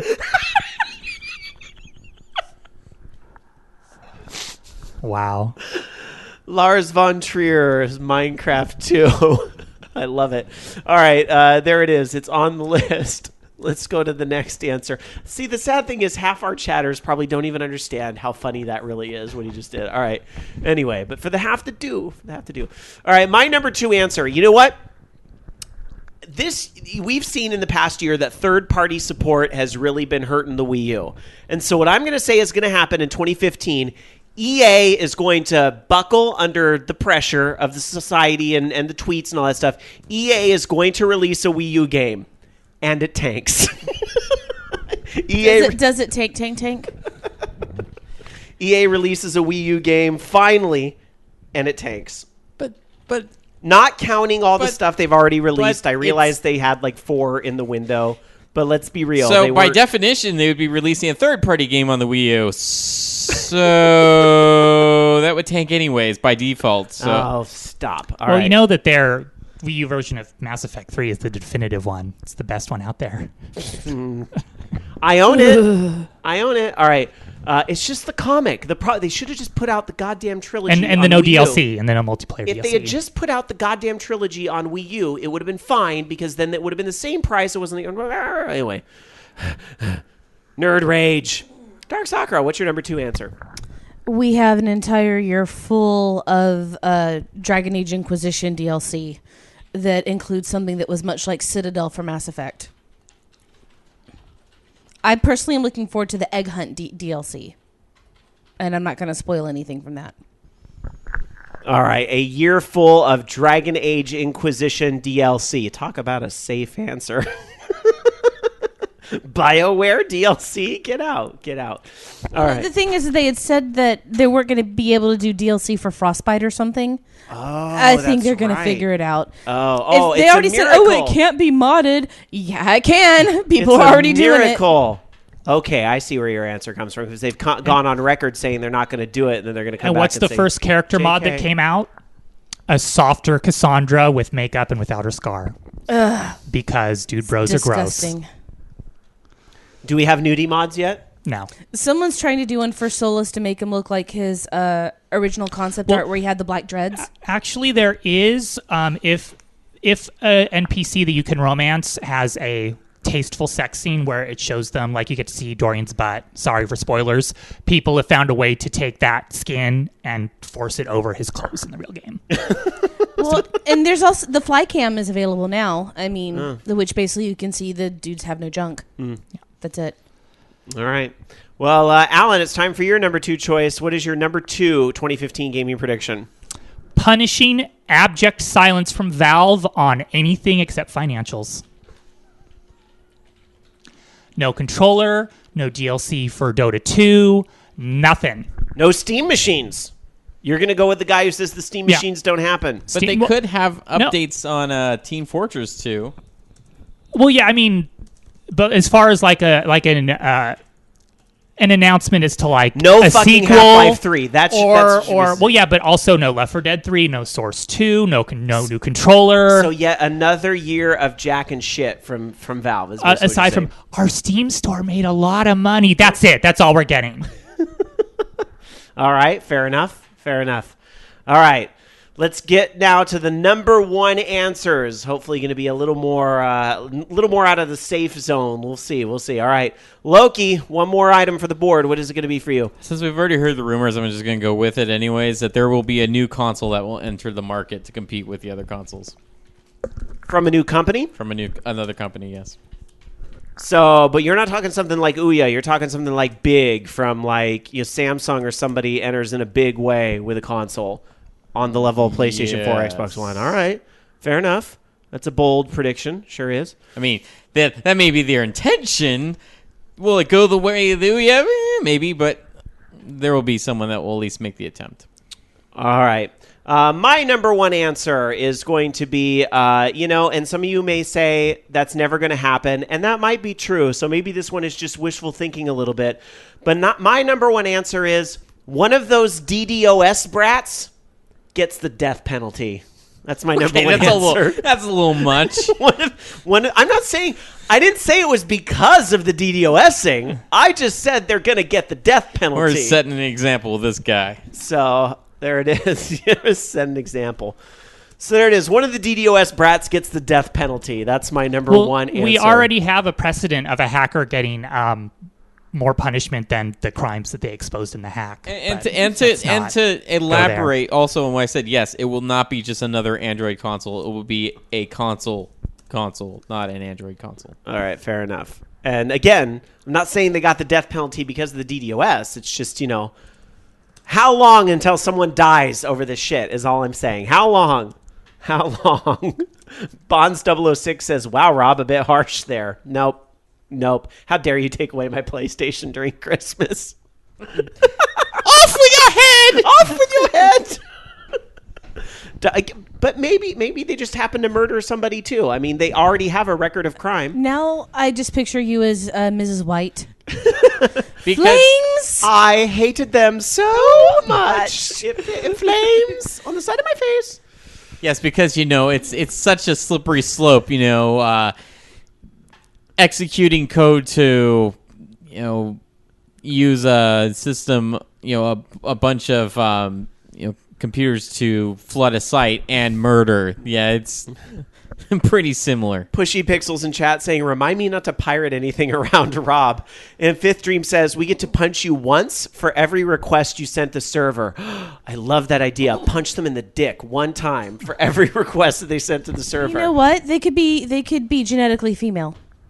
Then punch them in the hoo-ha once every time. What We punches? can't run the loophole to be, we didn't send a request to the server. Other computers did. So, no dick punches So for you me. just want genital punching. Yeah, genital punching for everybody. Genital punching. That was the name of my band in high school. Genital punching? I don't really like Never where had a this new band. Punch-Out game from Nintendo is going. Wii U presents Little Mac Genital Punch. All right. Dark Sakura, your number one answer. Mass Effect 4 will be surprisingly good and still piss people off. Because it won't be out next year. Hold on, I'm writing that down. Mass Effect 4 is good and will still piss people off. Yes. What a Jamie list we have here with Dragon Age and Mass Effect. And mind control. And mind control. At least bizarre tech. All right, there it is. It's added there to the list. Alan, Alchemy, your number one answer, the very last entry on the list. I want an opportunity once the chat has voted at the end of the show to read off quickly my throwaway ones because Sure. I think I've got some good stuff here. Sure. Should I do the grim, serious one? Absolutely. All right. At some point during the year, there will be within the industry litigation from a woman or women about a social issue. Oh, no. What? Like an IGN reporter was like, oh, yeah, these dudes at such and such company said that if I gave them their phone number, they'd let me preview a game. Like actual, like it's going to come out and there will be damages rewarded. Sorry. It's depressing how likely that is. If you don't want to put it, I'll put another one. I'm fine with it. It's as sick as the answer you put up last year. So actual journalism scandal over over sex for secrets, or it could be like a racial thing or like a gay thing, but just something. Or could I just say an actual ethics and journalism debate? Well, yeah, but my thing that makes it, my point is that it actual goes to litigation. Like there's where it's civic court. Like someone is sued by a person or groups of people over an issue like this. Okay, so I'm going to say on the board, actual journalism scandal to litigation over sex for secrets. Yes. All right, there it is. It's up on the board. We can always rely on Alan to give us something depressing and humbling to ruin our new year. There it is. Thank you, Alan. Here it is, the list. Let's go through the answers that are on the list, and then we get to the eliminations. Loki's game gets delayed. Konami gets bought. Consumer mind-controlled game. Yet another 3DS SKU. Microsoft announces Minecraft 2. EA releases a Wii U game and a tanks. A year full of Dragon Age Inquisition DLC. Punishing silence from Valve on anything but financials. New console that enters the market. One of these DDoS brats gets the death penalty. Mass Effect 4 is good and will still piss people off. An actual journalism scandal to litigation over sex for secrets. All right, here's the round that nobody likes, but it must be done. It is part of scientifically the process. Loki, since you were first, I'm starting with you tonight. Which of these is not worthy of the list? Konami getting bought. They're not going to get bought. And because they have Metal Gear Solid 5 coming out, and then they've also got Silent Hills that probably will be out later, this year.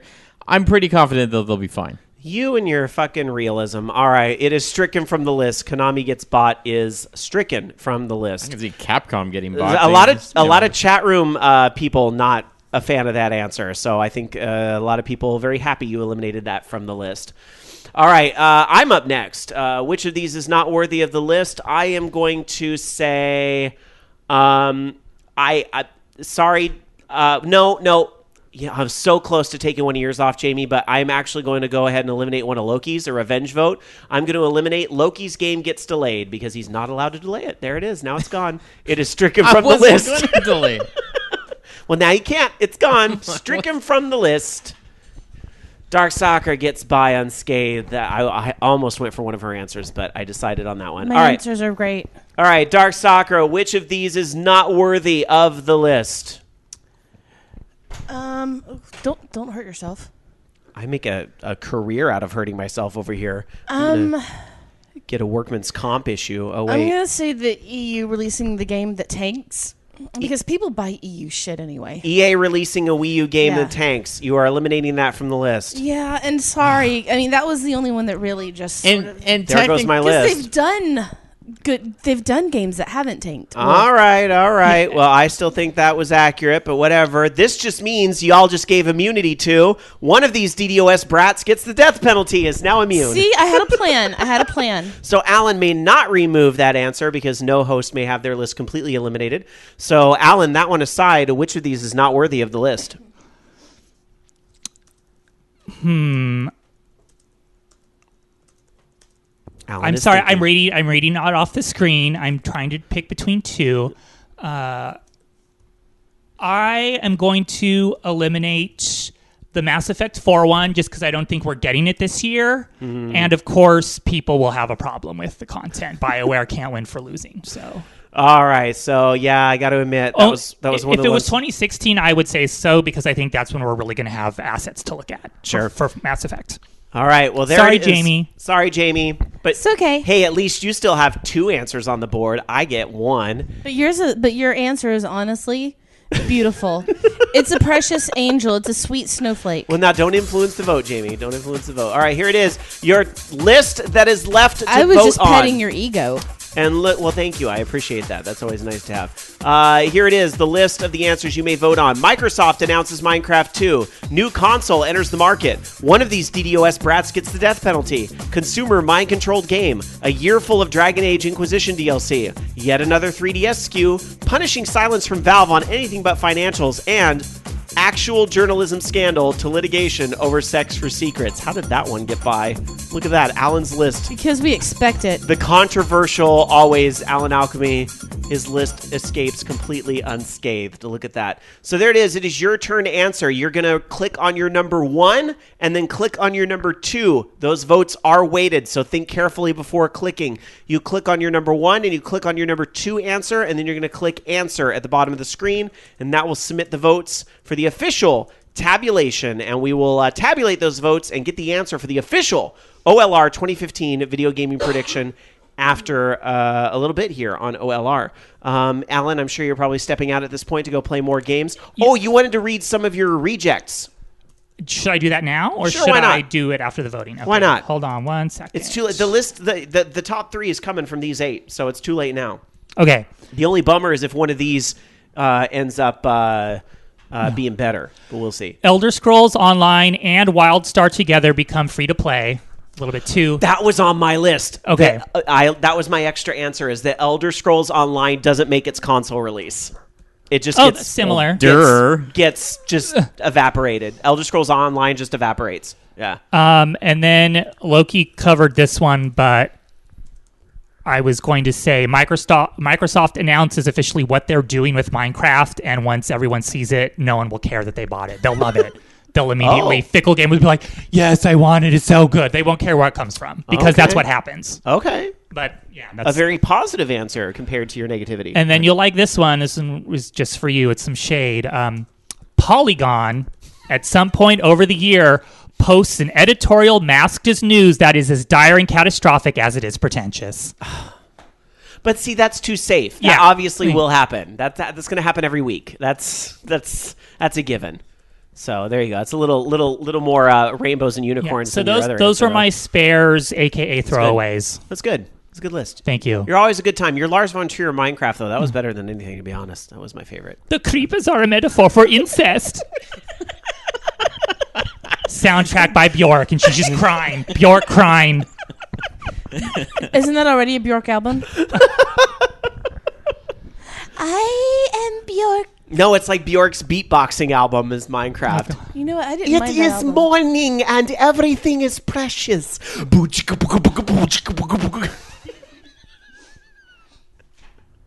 Minecraft 2. Yes. From Lars von Trier. Bye. Bye.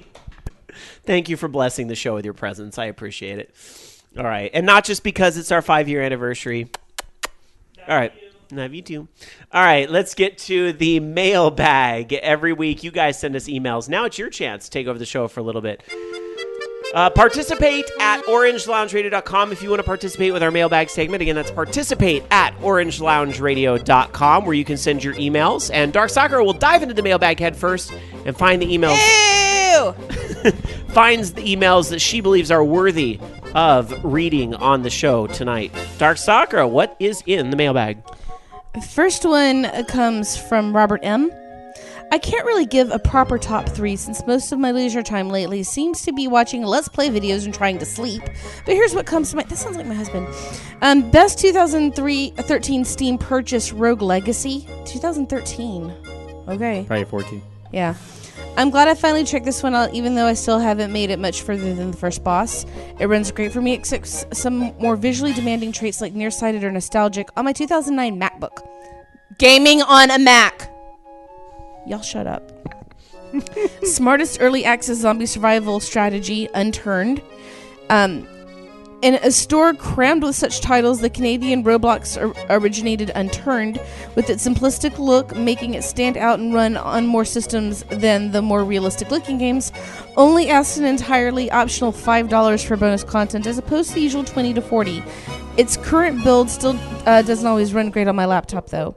And then, what am I doing with my life? Smash Champs for mobile.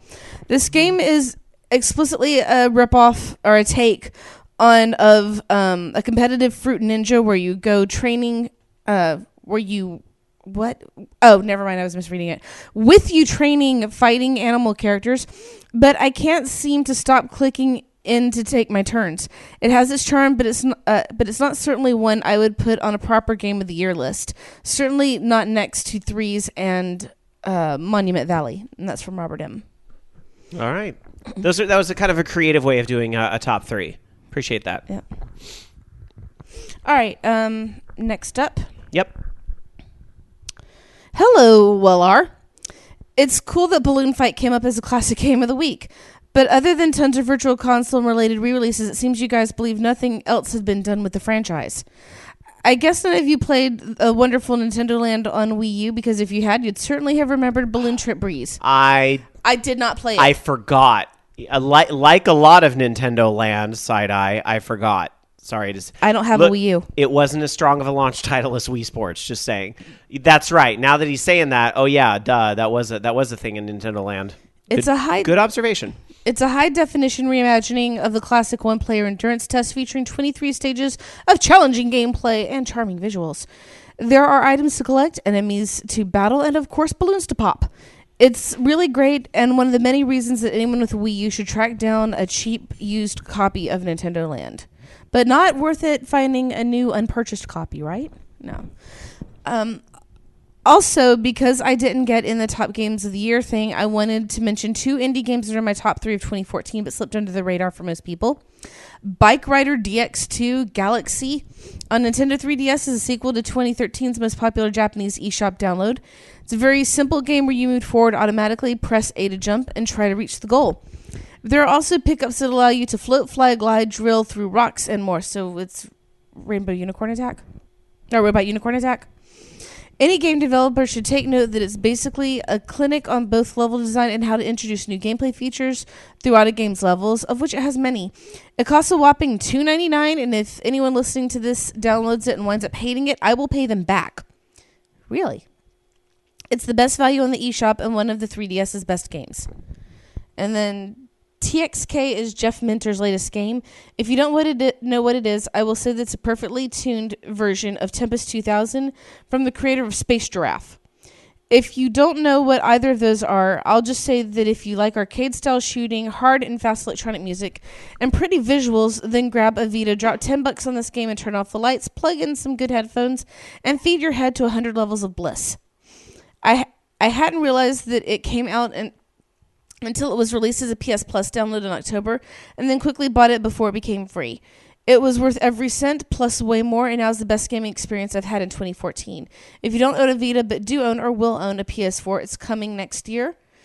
Vogue Jam Reggae YYR. I like that. Vogue Jam Reggae. Hey. Good, some good picks. I like that. Okay. And this one here is from Andy R. Let me move a bit. Just chiming in with my picks for favorite games last year. 3, Atelier Escha and Lagi.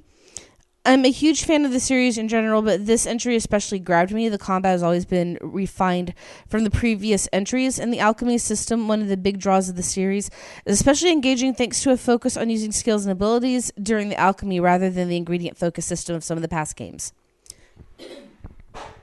2. Tales of Hearts R. Just a wonderful game. The combat is fast and fun with a system that lets you ping-pong enemies all over the battlefield if you're good. I also really enjoyed the characters.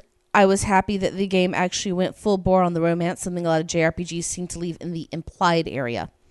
1. Guilty Gear XRD. Only just came out in December, but I love it already.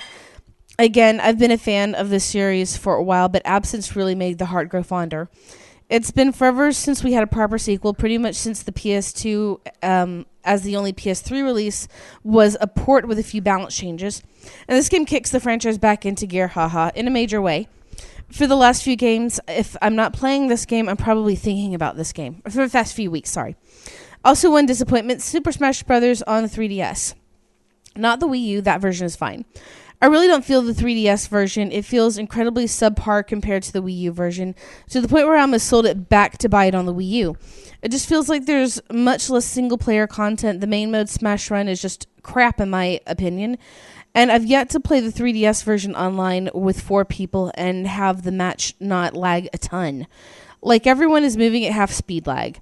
As I've said, Wii U version is good, although obviously not one of my top 3. Just the 3DS version feels like a waste of $40. Thanks and have a happy new year, Andy R. I get the sense that Andy R kind of likes JRPGs a little bit. No. You don't say. No, thanks for the email, though. Appreciate it. Hey. Sorry, no one saw the hand moving. Hola. This is your friendly neighborhood Mexican act deft. Hola. Hi. I wanted to participate in last week's show, but had some stuff to do. But I wanted to weigh in with my picks for best games of 2014. I will try to make this short, but sorry if gush for some of them. I will, however, not rank them in top 3, but rather best games based in my experience with them. Sleeper hit of the year, Lethal League. This game combines a simple game like Pong, adds Smash Brothers mechanics and Jet Set Radio style, and gives us a really fun game. I think it's only on Steam right now, got it during the sale, but hopefully it does get a console release since this game deserves everyone's attention. The does of the year, or my obvious picks, Smash Brothers 3DS/Wii U, Mario Kart 8, Bayonetta 1 and 2, all Wii U, I know, but in consideration of what the other consoles had to offer, Nintendo offered all I wanted. Surprises of the year, first, Captain Toad Treasure Tracker. I love the Captain Toad levels in Super Mario 3D World, but I was worried that the treasure tracker wasn't going to be that great. I was surprised that they gave lots of life of a somewhat simple concept. It's really awesome. Second, Hearthstone. Granted, I don't play a lot, but that game is really well done and quite entertaining. I seriously cannot wait for the Android version. And finally, my game of 2014 is Shovel Knight. That game is freaking amazing! It was all in caps. It was all in caps. It is a great game. It's near perfection. Many complain about not being fresh and the game being short, but that's what makes it good for me. It's everything great from the NES era and put into a single game. The game offers replayability by giving us achievements, New Games Plus, and tons of cheats. I own the game on Wii U, 3DS, and Steam, and I'll purchase the PlayStation version when it comes out. This is my Mass Effect / Grand Theft Auto, but is definitely worth the money I'm throwing to Yacht Club games, and the hype is definitely there. And the music, by God, the music. Yeah, it's really good. Well, that's it for me. There were a lot of good games in 2014. Hopefully 2015 can live up to the hype with Amplitude, Mighty No. 9, Overwatch, Splatoon, and Zelda, and all the other games that may come and may even not know about. Until next time, Deft is Cabrown. Great email. Good list. Yes, and the final. Hey, OLR crew, and Happy New Year to all. By the way, this comes from AZHP, by the way. AZHP here, done with, with a yearly reminder of for all the OL Army to check out Awesome Games Done Quick, which we mentioned during last segment, last part. It started this morning and runs until Saturday. Speed gamers from all over the globe have gathered in Washington, D.C. to raise money for the Prevent Cancer Foundation, which you should always look for anything other than the Susan G. Komen Foundation for your cancer donations, because Komen is evil. Okay, right. Moving on. Last year, they raised over $1 million throughout the week. They already topped 100,000 today. And not counting really donations, but that counts from going through the different store things, so not the individual contributions. It's been less than 12 hours, and they've already raised $125,000. It's pretty crazy, but let's try and break last year's record and make this the most successful charity marathon yet and prove that gamers can do good sometimes. Yours truly, AZHP. P.S. The Legend of Zelda Ocarina of Time run record was broken earlier this week by Jodenstone, who beat Cosmo's record of 1810 by 3 seconds to bring it to an exceptionally low 1807. People are estimating that an absolutely perfect run could reach 1759, so it's ridiculously optimized. And this guy got into speedrunning only 2 years after watching AGQD 2013, so it's never too late to get into the game. Who knows, you could be a world record holder someday too. That's right. For the record, the banjo one that they did today only missed the record by 4 seconds. Oh, wow. Yeah. It was a really, really solid run. That's awesome. And it's funny, AZHP took my last story because I was going to tell you guys about this. It was on my list of things to tell you about tonight. Anyway, they pick a really good time of year to do it because, you know, they can get a lot of coverage because there's not a lot of like other gaming news going on this year. So this is a great thing to be reporting on. So I guess the only other thing I would add to this that AZHP didn't already say in his email is that there is a Humble bundle to go along with this, and it had come up a little earlier in the show. So another way, and they're sending all their money that they make on this Humble bundle, you know, with the tips and all that. You can just choose to have all your money go to that same Prevent Cancer Foundation, which is really cool. You can choose how the money is split. Just to throw out there, the stuff that you get for free, Duke Nukem 3D Megaton Edition, Shadow Warrior Classic Redo, Oddworld Abe's Odyssey, Volgar the Viking, and then for $6, there's a Twitch Turbo subscription, Shantae Risky Revenge Director's Cut, Speedrunners Early Access, how appropriate for this, and Speedrunners YouTuber packs. And then lastly, $10 or more will get you a Scapegoat 2 and an XSplit Premium 3-month subscription. You can also, if you're willing to toss in $30, there's like t-shirts, buttons, stickers, a lot of extra stuff with that as well. So lots and lots and lots of good stuff there that you can also help contribute to the same charity. Even though I don't think this money counts towards what they're tabulating on their Twitch channel. I'm not sure if it's all together, but certainly still counts. They're doing great stuff with that charity. So props to them. And fuck cancer. I think very important to say. Fuck cancer. All right. This is your last call to vote in tonight's list list. Get your points by voting in tonight's list list now. This is your last chance. Last call for list list votes. Live.vognetwork.com. You only have about a minute and a half left because maybe 5 minutes, depending on how this segment goes tonight. It is time for the FUs of the week.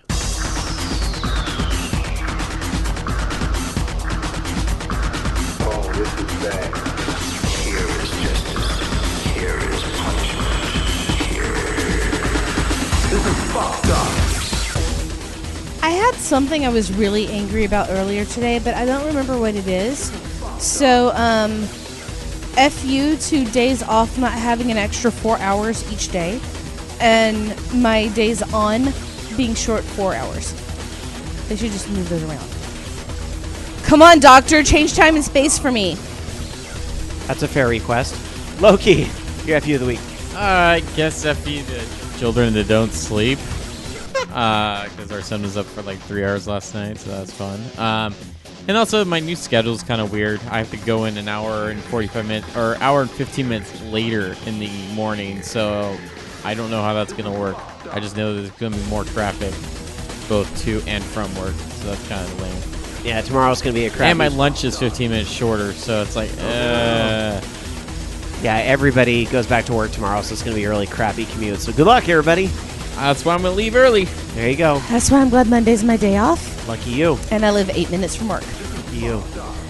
Right, well, the FU for me is that, FU to having to go back to work tomorrow, and it's just been very exhausting lately, but at least I have Seattle to look forward to in a couple weeks. Got to make the money somehow. So FU to deadlines that sneak up on you out of nowhere. That's my other I FU. do have another one. All right, fine. FU to everyone having the plague for my New Year's party. Rob. Hey, look, blame the Chinese food I ate on not only Sunday but Tuesday. You know what? It didn't make me sick, and Dan finished mine off. I think it was just that my stomach was already kind of because I ate a lot of that. Rob's But then I tummy. ate Panda Express on Tuesday, and that I Oh. see. You've had overload. the end. Yeah, overload. By the way, Fifth Dream, I got your fun link, and I'm going to watch it when I get home. It's fake Bjork. Oh God! All right. So it is time, everybody, to get the definitive list that you guys have all voted on tonight. That's right. We have tabulated the votes. And yes, I actually have the votes tonight.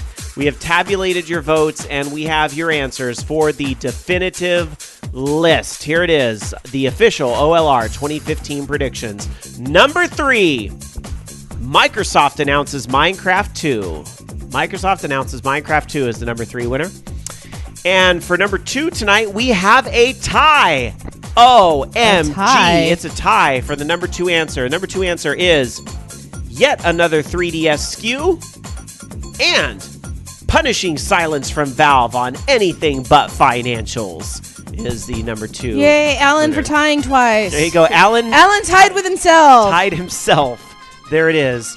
And the number 1 answer, and might I say, a bit by a landslide, the number 1 answer tonight for your top 2015 prediction. One of those DDoS brats gets the death penalty is the official OLR. Wishful thinking See, there. aren't you glad I left that one alone? Should have think- taken that off. It's a little bit of wishful thinking on everybody's part there. Should have taken that off because no one would have voted for Konami being sold. So, damn. You need to strategize a little better next time. So there it is. The death penalty coming to one of those DDoS brats in 2014. Love it, love it, love it. All right. Thank you guys for participating with that. That was a lot of fun. And just like we did this year, assuming this show is still going next year, I don't see why it wouldn't be, we will revisit these predictions and see how far we've come. All right. There it is. Nobody going for the dark answer. Like the Alan Alchemy brought up kind of a darker answer and interesting. And people not doing, I would have thought the Dragon Age Inquisition is a very safe bet, but nobody opting, it was on the board, but it was a little low. So, yeah. There you go. All right. I just think no one cares anymore. Or at least no one cares to follow the whole, gate problems. The ethics stuff. It's kind of, It's let's just- just leave all that fuckery in 2014. Occasionally, I'll go into was it the Reddit? Was it the subreddit that was the Kotaku in action that follows that kind of stuff? And Fuck, it's just, I'm sorry. Well, no, that's what they just call it. It's it's No, I know, but I'm still saying I'm sorry. it's just ridiculous stuff, and it's like with Polygon and everything. I don't read that site anymore, and they've just kind of gone in a different direction that I don't care to follow. It's too much drama in game reporting, I guess. In general, across the board, can we just leave being mean to each other in 2014? Can we just leave that in 2014? Like, I don't care. Can we just leave the being mean to each other in 2014? Please? Please? Thank you. That should have been one of my answers. People stop being fucking mean, but oh yeah, it's the internet. Oh, Rob, you're such a hippie. Nobody's ever going to get along on the internet. Can we? I know. I'm saying Black Wolf says 2015. I'm saying, can we leave the meanness in 2014? Can we leave it behind and have 2015 be a year where people are like, oh, I don't know, civil, and can have like actual debate without making it so fucking personal?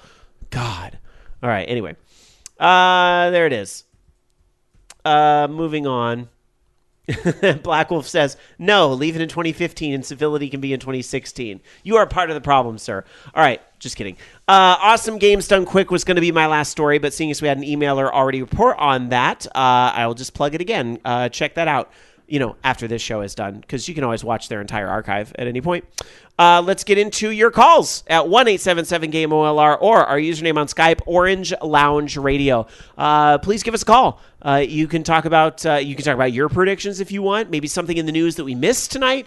Anything you want to talk about, the time is now to give us a call. 1-877-GAME-OLR or our username on Skype, Orange Lounge Radio, all one word.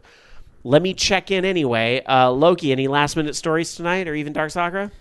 No. I like pie. I had a feeling. Pie is tonight's last-minute story. There it is. while we wait and see if our Skype line lights up here, let me go to our Twitter at twitter.com/OLR. I don't think we got a lot of like questions or discussion topics tonight, but we did get like ActDef tweeted us listening to at OLR and heard this was the classic game of the week, taking a picture of his Guitar Man there, which I retweeted, and some people fans of that as well. Kamui, I'm totally going to mispronounce this name. I'm so sorry. Kamui Arikado says, awesome game. Yes, I agree. Awesome game. Sutur says, I love this game on my PSP. Awesome soundtrack for metalheads. Sutur also saying, I totes agree. I love that word. Totes agree. Good way to abbreviate totally on Twitter, too. Totes agree on Manly Tears and Edward Scissorhands. Thank you. Thank you. It's a movie with sad parts. It's a fairy tale for everybody. All right. I just realized that CES is coming up really soon. It is. It's like I already have people that have left for Vegas to go. I think it is like this coming next week. I think it's next week. Yeah. Yeah, it's coming up real soon. It's always right in the beginning of the year. I would love to go. It's just I have a lot of trips coming up this year. I guess I could have taken Alan to CES for an anniversary trip. I'm like, oh, by the way, we're gonna go to this convention that I'm gonna write about for Vogue. But I guess vacation means vacation. We're going to relax for a few days in Seattle and go to all the tourist traps. Yay! But we do have a call coming in, so let's get to it. Hi, you're on Orange Lounge Radio. Who's this? Hi, you're on Orange Lounge. This is Raging here. There you are. Hey, buddy, what's up? Not much. I'll have to make this call short and sweet. That's fine. I'm a little bit under weather. I'd stop packing my for a minute. Feel better. Well, isn't it like below 30 out there? It's like some ungodly degrees out there in the Northeast right now, isn't it? I don't know. I haven't been outside all day. No, I've been mostly sleeping all day. So, but anyway, both you and Bobby were mentioning both in chat and on the show that Capcom and Konami really haven't been doing all that well financially speaking. That being said, do you think it would behoove them to release some of their classic games? Not so much on consoles, because they've been doing that all along. Especially on Xbox Live and PSN, but at least on the PC space. In all seriousness, we pick on Konami and Capcom a little bit because they're easy targets. We all miss Mega Man and would love to, are a little irritated that Mega Man seemed to just kind of disappear over on the Capcom side, and that, a lot of games in general seem to be disappearing over there. And then on the Konami side, a lot can be said similarly about, I don't know, the music games for one. Castlevania for another has really seemed to kind of fallen by the wayside. But, in all seriousness, Konami still does have, they have a very strong business in the casino realm and a lot of the other things they do outside of gaming. Pachinko, don't forget, is still a huge thing that, we don't see it here, but it's still a huge industry in other parts of the world. So Konami still does very well there. So I don't, as much as we joke about it here on the show, I don't necessarily really think that either of those companies are going to just go under or fall belly up. But I still think acquisition is not completely out of the picture. I mean, sometimes these acquisitions happen and they kind of surprise us. So I never leave that stone unturned. That all being said, what you bring up about retro releases on especially on PC, another Japanese company is having a lot of luck with it seems, and that's Square Enix. And it really seems that Square Enix has really made a push this year. I mean, I never thought we would see Final Fantasy 13, nevertheless the whole trilogy, show up on Steam. And now it's not just PC, it's iOS and it's Android as well. It's all of these mobile platforms where you're seeing Final Fantasy 3, 4, 5, 6. I mean, you're just seeing lots and lots of games in their archive that people really remember that they're really pushing out there. And as far as I know, doing pretty well with. I can't imagine those games are very expensive to make because they've all been ports of other stuff. So it can't be that expensive for them to do. So I would think they're doing pretty well with that. So could Konami and Capcom be successful with a similar deal? I would think so, especially, just straight up ports of some of the NES classics like, I don't know, Gradius, Contra. I think a lot of people would end up buying iOS ports of those even if they're not even that good, because, I still think, like, how can you fucking play Contra without a controller? I don't know, but if somebody would spend the 99 cents to try and find out, it still makes Konami a lot of money at the end of the day.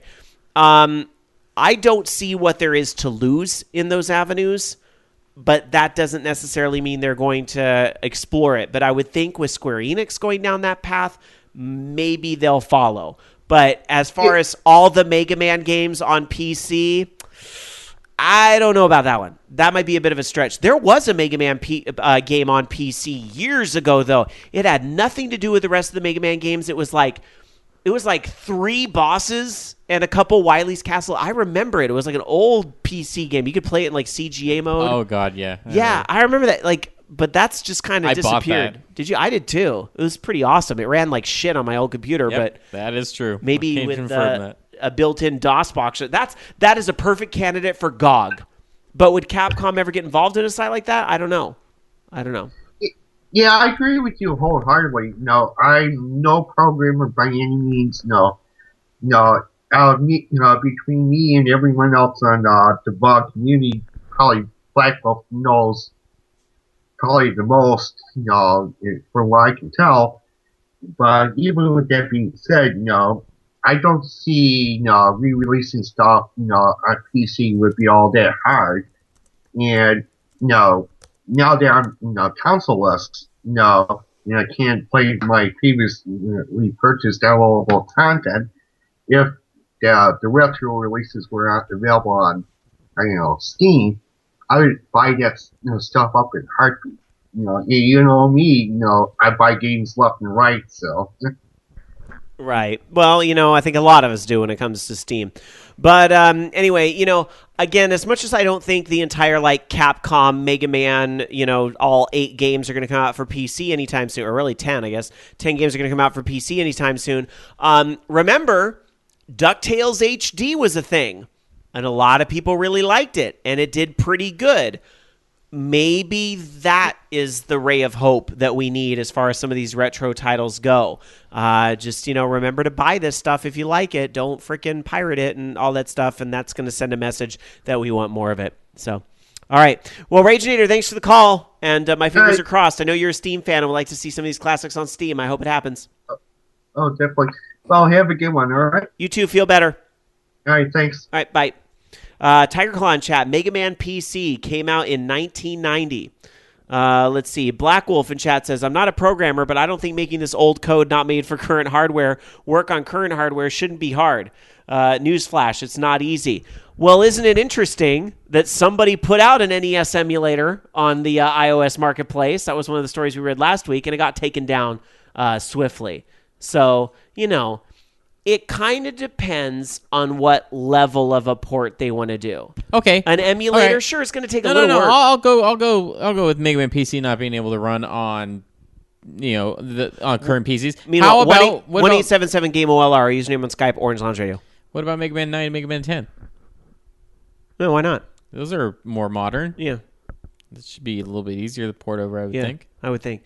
But then, I something like DuckTales HD especially takes a lot of work. And anytime they're going to go back and actually change textures, you're talking about basically redoing the game in a new, language. And so, that's going to take work. So a lot more work than just the turning around of the other titles. I think another example of this, that Final Fantasy VI iOS port, I think a lot of the flack that game's getting and that port's getting is that it was obviously outsourced. And so sometimes that's how companies make these things happen, is that they do them on the super cheap, that they don't have their usual teams working on them. They send them to other companies. And in some cases, like Final Fantasy VI, I kind of think you get what you pay for a little bit. So, but Final Fantasy VI also didn't have any prior, I don't think it was ever out on PSP. I don't think they redid it at all for DS or anything else that's modern. They probably had to go back and basically take that engine they had built for iOS for that Final Fantasy. There was a Final Fantasy game that was only on iOS is in 5 episodes or something, and the first one's free. But that engine is clearly what 5 and 6 are running in. So they just took those games and like remade them in that engine. So, but anyway. 1-877-GAME-OLR, our username on Skype, Orange Lounge Radio, if you want to give us a call. Call our show, damn it. You know, I think this is an interesting, worthy comment here from chat. Kaijudo says, I'm burned out on retro crap. Let's get new and innovative. Duh, Dragon Age. I think there's a time and a place for retro crap. And to this day, and you know I always harp on this whenever I get the opportunity to, I think Game Room on Microsoft's Xbox 360 and PC died way before it should have. Way before it should have. And it's so irritating to then turn around and see them make a documentary on 2600, which, to be fair, I haven't watched, and I need to. Maybe I'll do that tonight. I still really need to watch that. But it's like they had a chance to bring back Atari 2600 stuff, and it was kind of cool, and then they let it go for like 3 months, and they pulled the plug, and it was very sad. Anyway. And yeah, Black Wolf says the documentary is good. It's only a little over an hour. Yeah, I know it's pretty short. That's why I really need to make the time to watch it. So I'll have to do that at some point. I still have an Xbox Gold subscription, so I should be able to get it on my 360. I just have to hook up my 360 because I disconnected it when I moved some things around here in the studio. So, all right. Last call for calls, 1-877-GAME-OLR, or our username on Skype, Orange Lounge Radio. Oh, there it is. We got one more call coming in. Let's get to it. Hi, you're on Orange Lounge Radio. Who's this? It's me, one and only DJ Ron Mass. Hey, Rama. I like that shirt. Is that like a Ninja Turtle shirt you're wearing? Even better. Teenage Mutant Ninja Turtle androids. Oh, my God. That's cute. I like that. What's up, buddy? Yes. I'm kind of pissed right now. Why? Nobody's calling in, and it seems like if nobody calls in, then I call in, and everyone loses their mind. So you know what? I'm here to fill in the gap, keep things going, so there's no dead air. So I'm here to help you all out. I'm player 5. Well, gee, thank you. I mean, we couldn't have talked. No, we can always talk amongst ourselves, but I appreciate you calling, Rama. It's always more fun with friends. And you know what? I know some people listen to this show, and I know some people say, it's the same damn people who call in every week. And my response to that is, I would love to have you on the show too. Just give us a call. It's open for everybody. Or email us. And here's the thing. There have been times I do not call in at all. I'll let everybody else call in and see what's on their mind. And it's like, how hard is it to pick up the phone? Like, this is what's bothering me. This is what's up. You know, that's all it is. I know. It's all right, though. It's probably a slower. I haven't looked at the listener numbers for tonight, but I imagine, you know, with everybody going back to work tomorrow, it's probably a little lower than usual anyway, so no biggie. Pretty much. So what's on your mind, though, besides just calling to... I picked up another video game over the weekend. I picked up a couple of them through the help with some awesome friends I have around this country. What's that? Let me go grab them real quick, because one of them, you probably won't believe one of the games that I got, and the other one, you probably wouldn't be too surprised I got in the first place. Now, as you all know, a particular remake just happened to come out a few weeks ago. There it is, Kingdom Hearts 2.5 HD remix on PS3. I got mine too. I didn't pick that up, and I really need to. But the reason why I didn't pick it up is because I didn't finish the freaking first one, and I'm not going to play the second one until I finish the first one. Because by then it'll be on sale. What's special about this copy, though? Is that a Japanese one? No, it's a pin, Rob. It's a limited edition with the Disney pin. Oh, holy shit. Nice. And I just lucked out on that because a friend of mine ordered 2 copies by accident. Because when I went to go to Target to get mine, they said they had it in store. I go to pick it up. I'm dealing with 6 people trying to ask them for the game, and they had no more. And when I went home, they still had them in stock. I'm like, you know what? I'm not dealing with it today. Yep. You know what happened to us? What? They lost our order. No, they sent it to the old house even after we changed our address. Oh, no. And so... That actually happened to my copy of... Remember when Activision was giving out free copies of Guitar Hero, Van Halen? Yeah. That happened to me. Well, we ended up talking to the seller and everything, and we got our copy shipped to us. Nice. And it arrived in time for opening presents. That is awesome. Now, the second game that I picked up, I like to call it Grand Theft Hacking, but from that title alone, I think you know which game I'm talking about. Grand Theft Hacking. I keep thinking Watch Grand Dogs. Theft Auto. Oh, Watch Dogs. Ah, yes, on the PlayStation 3. Nice. Of course. And guess how much I paid for this? $9.99. Higher. $19.99. Close. $25 with shipping. That's not bad. Not bad. It seems that select Targets were getting rid of it, and a friend of mine posted a picture of the game, and I'm like, I will pay you money to send this to me because I know for a fact if I check my Target, it'll be retail price. And I checked. Sure enough, this game was $59. And after playing 2 hours of this game, I tell you what, I feel sorry for anyone who paid retail price for this. I really do. I'm going to tell you, this is not the best time of year to get video games because with everybody that gets gift cards over the holiday season, they want to go to the stores and spend all that money. So there's usually not a lot of sales early on this time of year. You're going to have to wait for probably like President's Day, things like that, where you're going to start to see some sales again to get, people back in the stores. But yeah, these first few weeks in January, really crappy time to get games because they know people want to burn those gift cards they got. Well, see, did you throw that in the trash? Where did that go? If I'm buying anything, it won't be video games. It'll be technology to keep the podcast and my crew going to conventions and doing other cool stuff. That's right, which is a necessity for a convention-focused show like your guys's.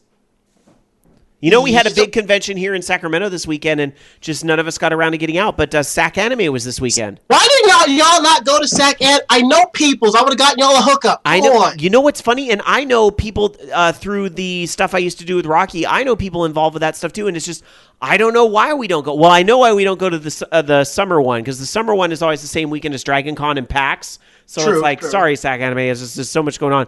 I don't know why we don't go to the winter one. I don't have an excuse. I really should have fucking gone, and I didn't. I don't know. I honest to God, I just forgot until one of my Facebook friends, actually several of my Facebook friends were like, LOL, I was at Sac Anime today, and I was like, oh, fuck.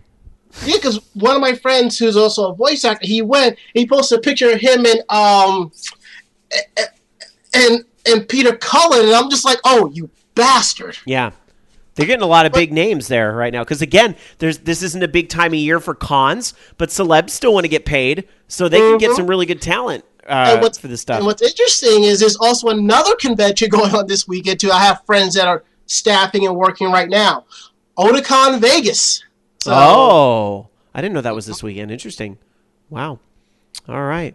Well, Rama, does Anime Jam Session come back from hiatus this week, or are you off one more week? No, we're still hibernating. We'll be back next week, live episode January 13th. And we're doing what you missed in the last 2 weeks in the fuckery that is anime and cosplay and other pop culture stuff. Well, good. I look forward to hearing about Sac Anime on that since I didn't go. Well, if I can, I think I'll be able to recruit someone to talk to us about Sac Anime, but some of the other news we've been picking up, oh, yeah, it'll be quite fun. So. But Rama, Yaya Han went to Sac Anime. Come on. I'm glad I didn't go. There was a lot of good home stuff. It's called Silicon. Oh, you people. All right. Anime Jam Session Tuesday nights here on VOG. All right. Take care, buddy. Yeah, you stay fabulous, Rob. Thank you. I will. Stay black. I will. I'll try. All right. Bye. Bye. There it is. I'm going to go ahead and close up the Skype line. Thank you guys so much for calling. If you didn't get through and you wanted to, well, you should have called a little faster. But you can always email us, mailbag@orangeloungeradio.com. But it is after midnight on the East Coast and about time for us to wrap up here on the West Coast. Thank you guys so much for tuning into the show and listening to our show. We hope you enjoyed it, despite the fact it was a little more of a slow news week. But, I think some of you like the tangents. So there was plenty of those for you this week. If you like what you heard here at Orange Lounge Radio, please help us spread the word because, we don't have a big magazine or website or big radio network or something. We don't have any backing from any of that. We are a homegrown show in our 13th year, if you can believe it.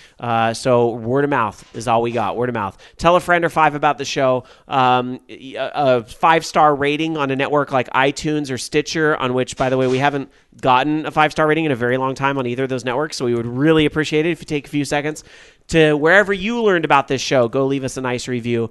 It goes a long way in helping for visibility, and we really deeply appreciate each one we get. It is time to go around and get everybody's final thoughts. Dark Soccer, I'll start with you tonight. Your final thought. I want ice cream. Yummy. My final thought tonight is support indie broadcasting. And also, I've got a lot of work to do, speaking of indie stuff, for VOG with loading the shows and all that stuff, before I go to bed early so I can get up for work early and go to work early. Yay, early work, blah. Loki, your final thought tonight. I'll be damn lucky if I finish my VOG Gym project by Sunday. But you can do it. I will try. At least get one stage playable. At least get something. At least get a little something. Try. All right, there it is, guys. That is going to do it. And, as one of our emailers said tonight, we've got a lot of great stuff in gaming to look forward to this year. Lots of great games on the way, things we might not even know about yet that we're going to hear about at E3 and so forth. But it's going to be an exciting year, and thanks for choosing to start it off with us. We really appreciate it. Have a great week, everybody. Happy gaming. We'll be back to do it again next week when everybody's back at work, and hopefully we have a little more news. If not, Winona Ryder chat for 3 hours. Good night, everybody. You've been listening to Orange Lounge Radio. Orange Lounge Radio is a production of OLR Studios. To join us for a live show, tune into VogNetwork.com Sunday nights at 6 p.m. Pacific, 9 p.m. Eastern. The views and opinions expressed in this program do not necessarily reflect those of the staff of Orange Lounge Radio or VOG Network, but you know they were all still true. See you next week.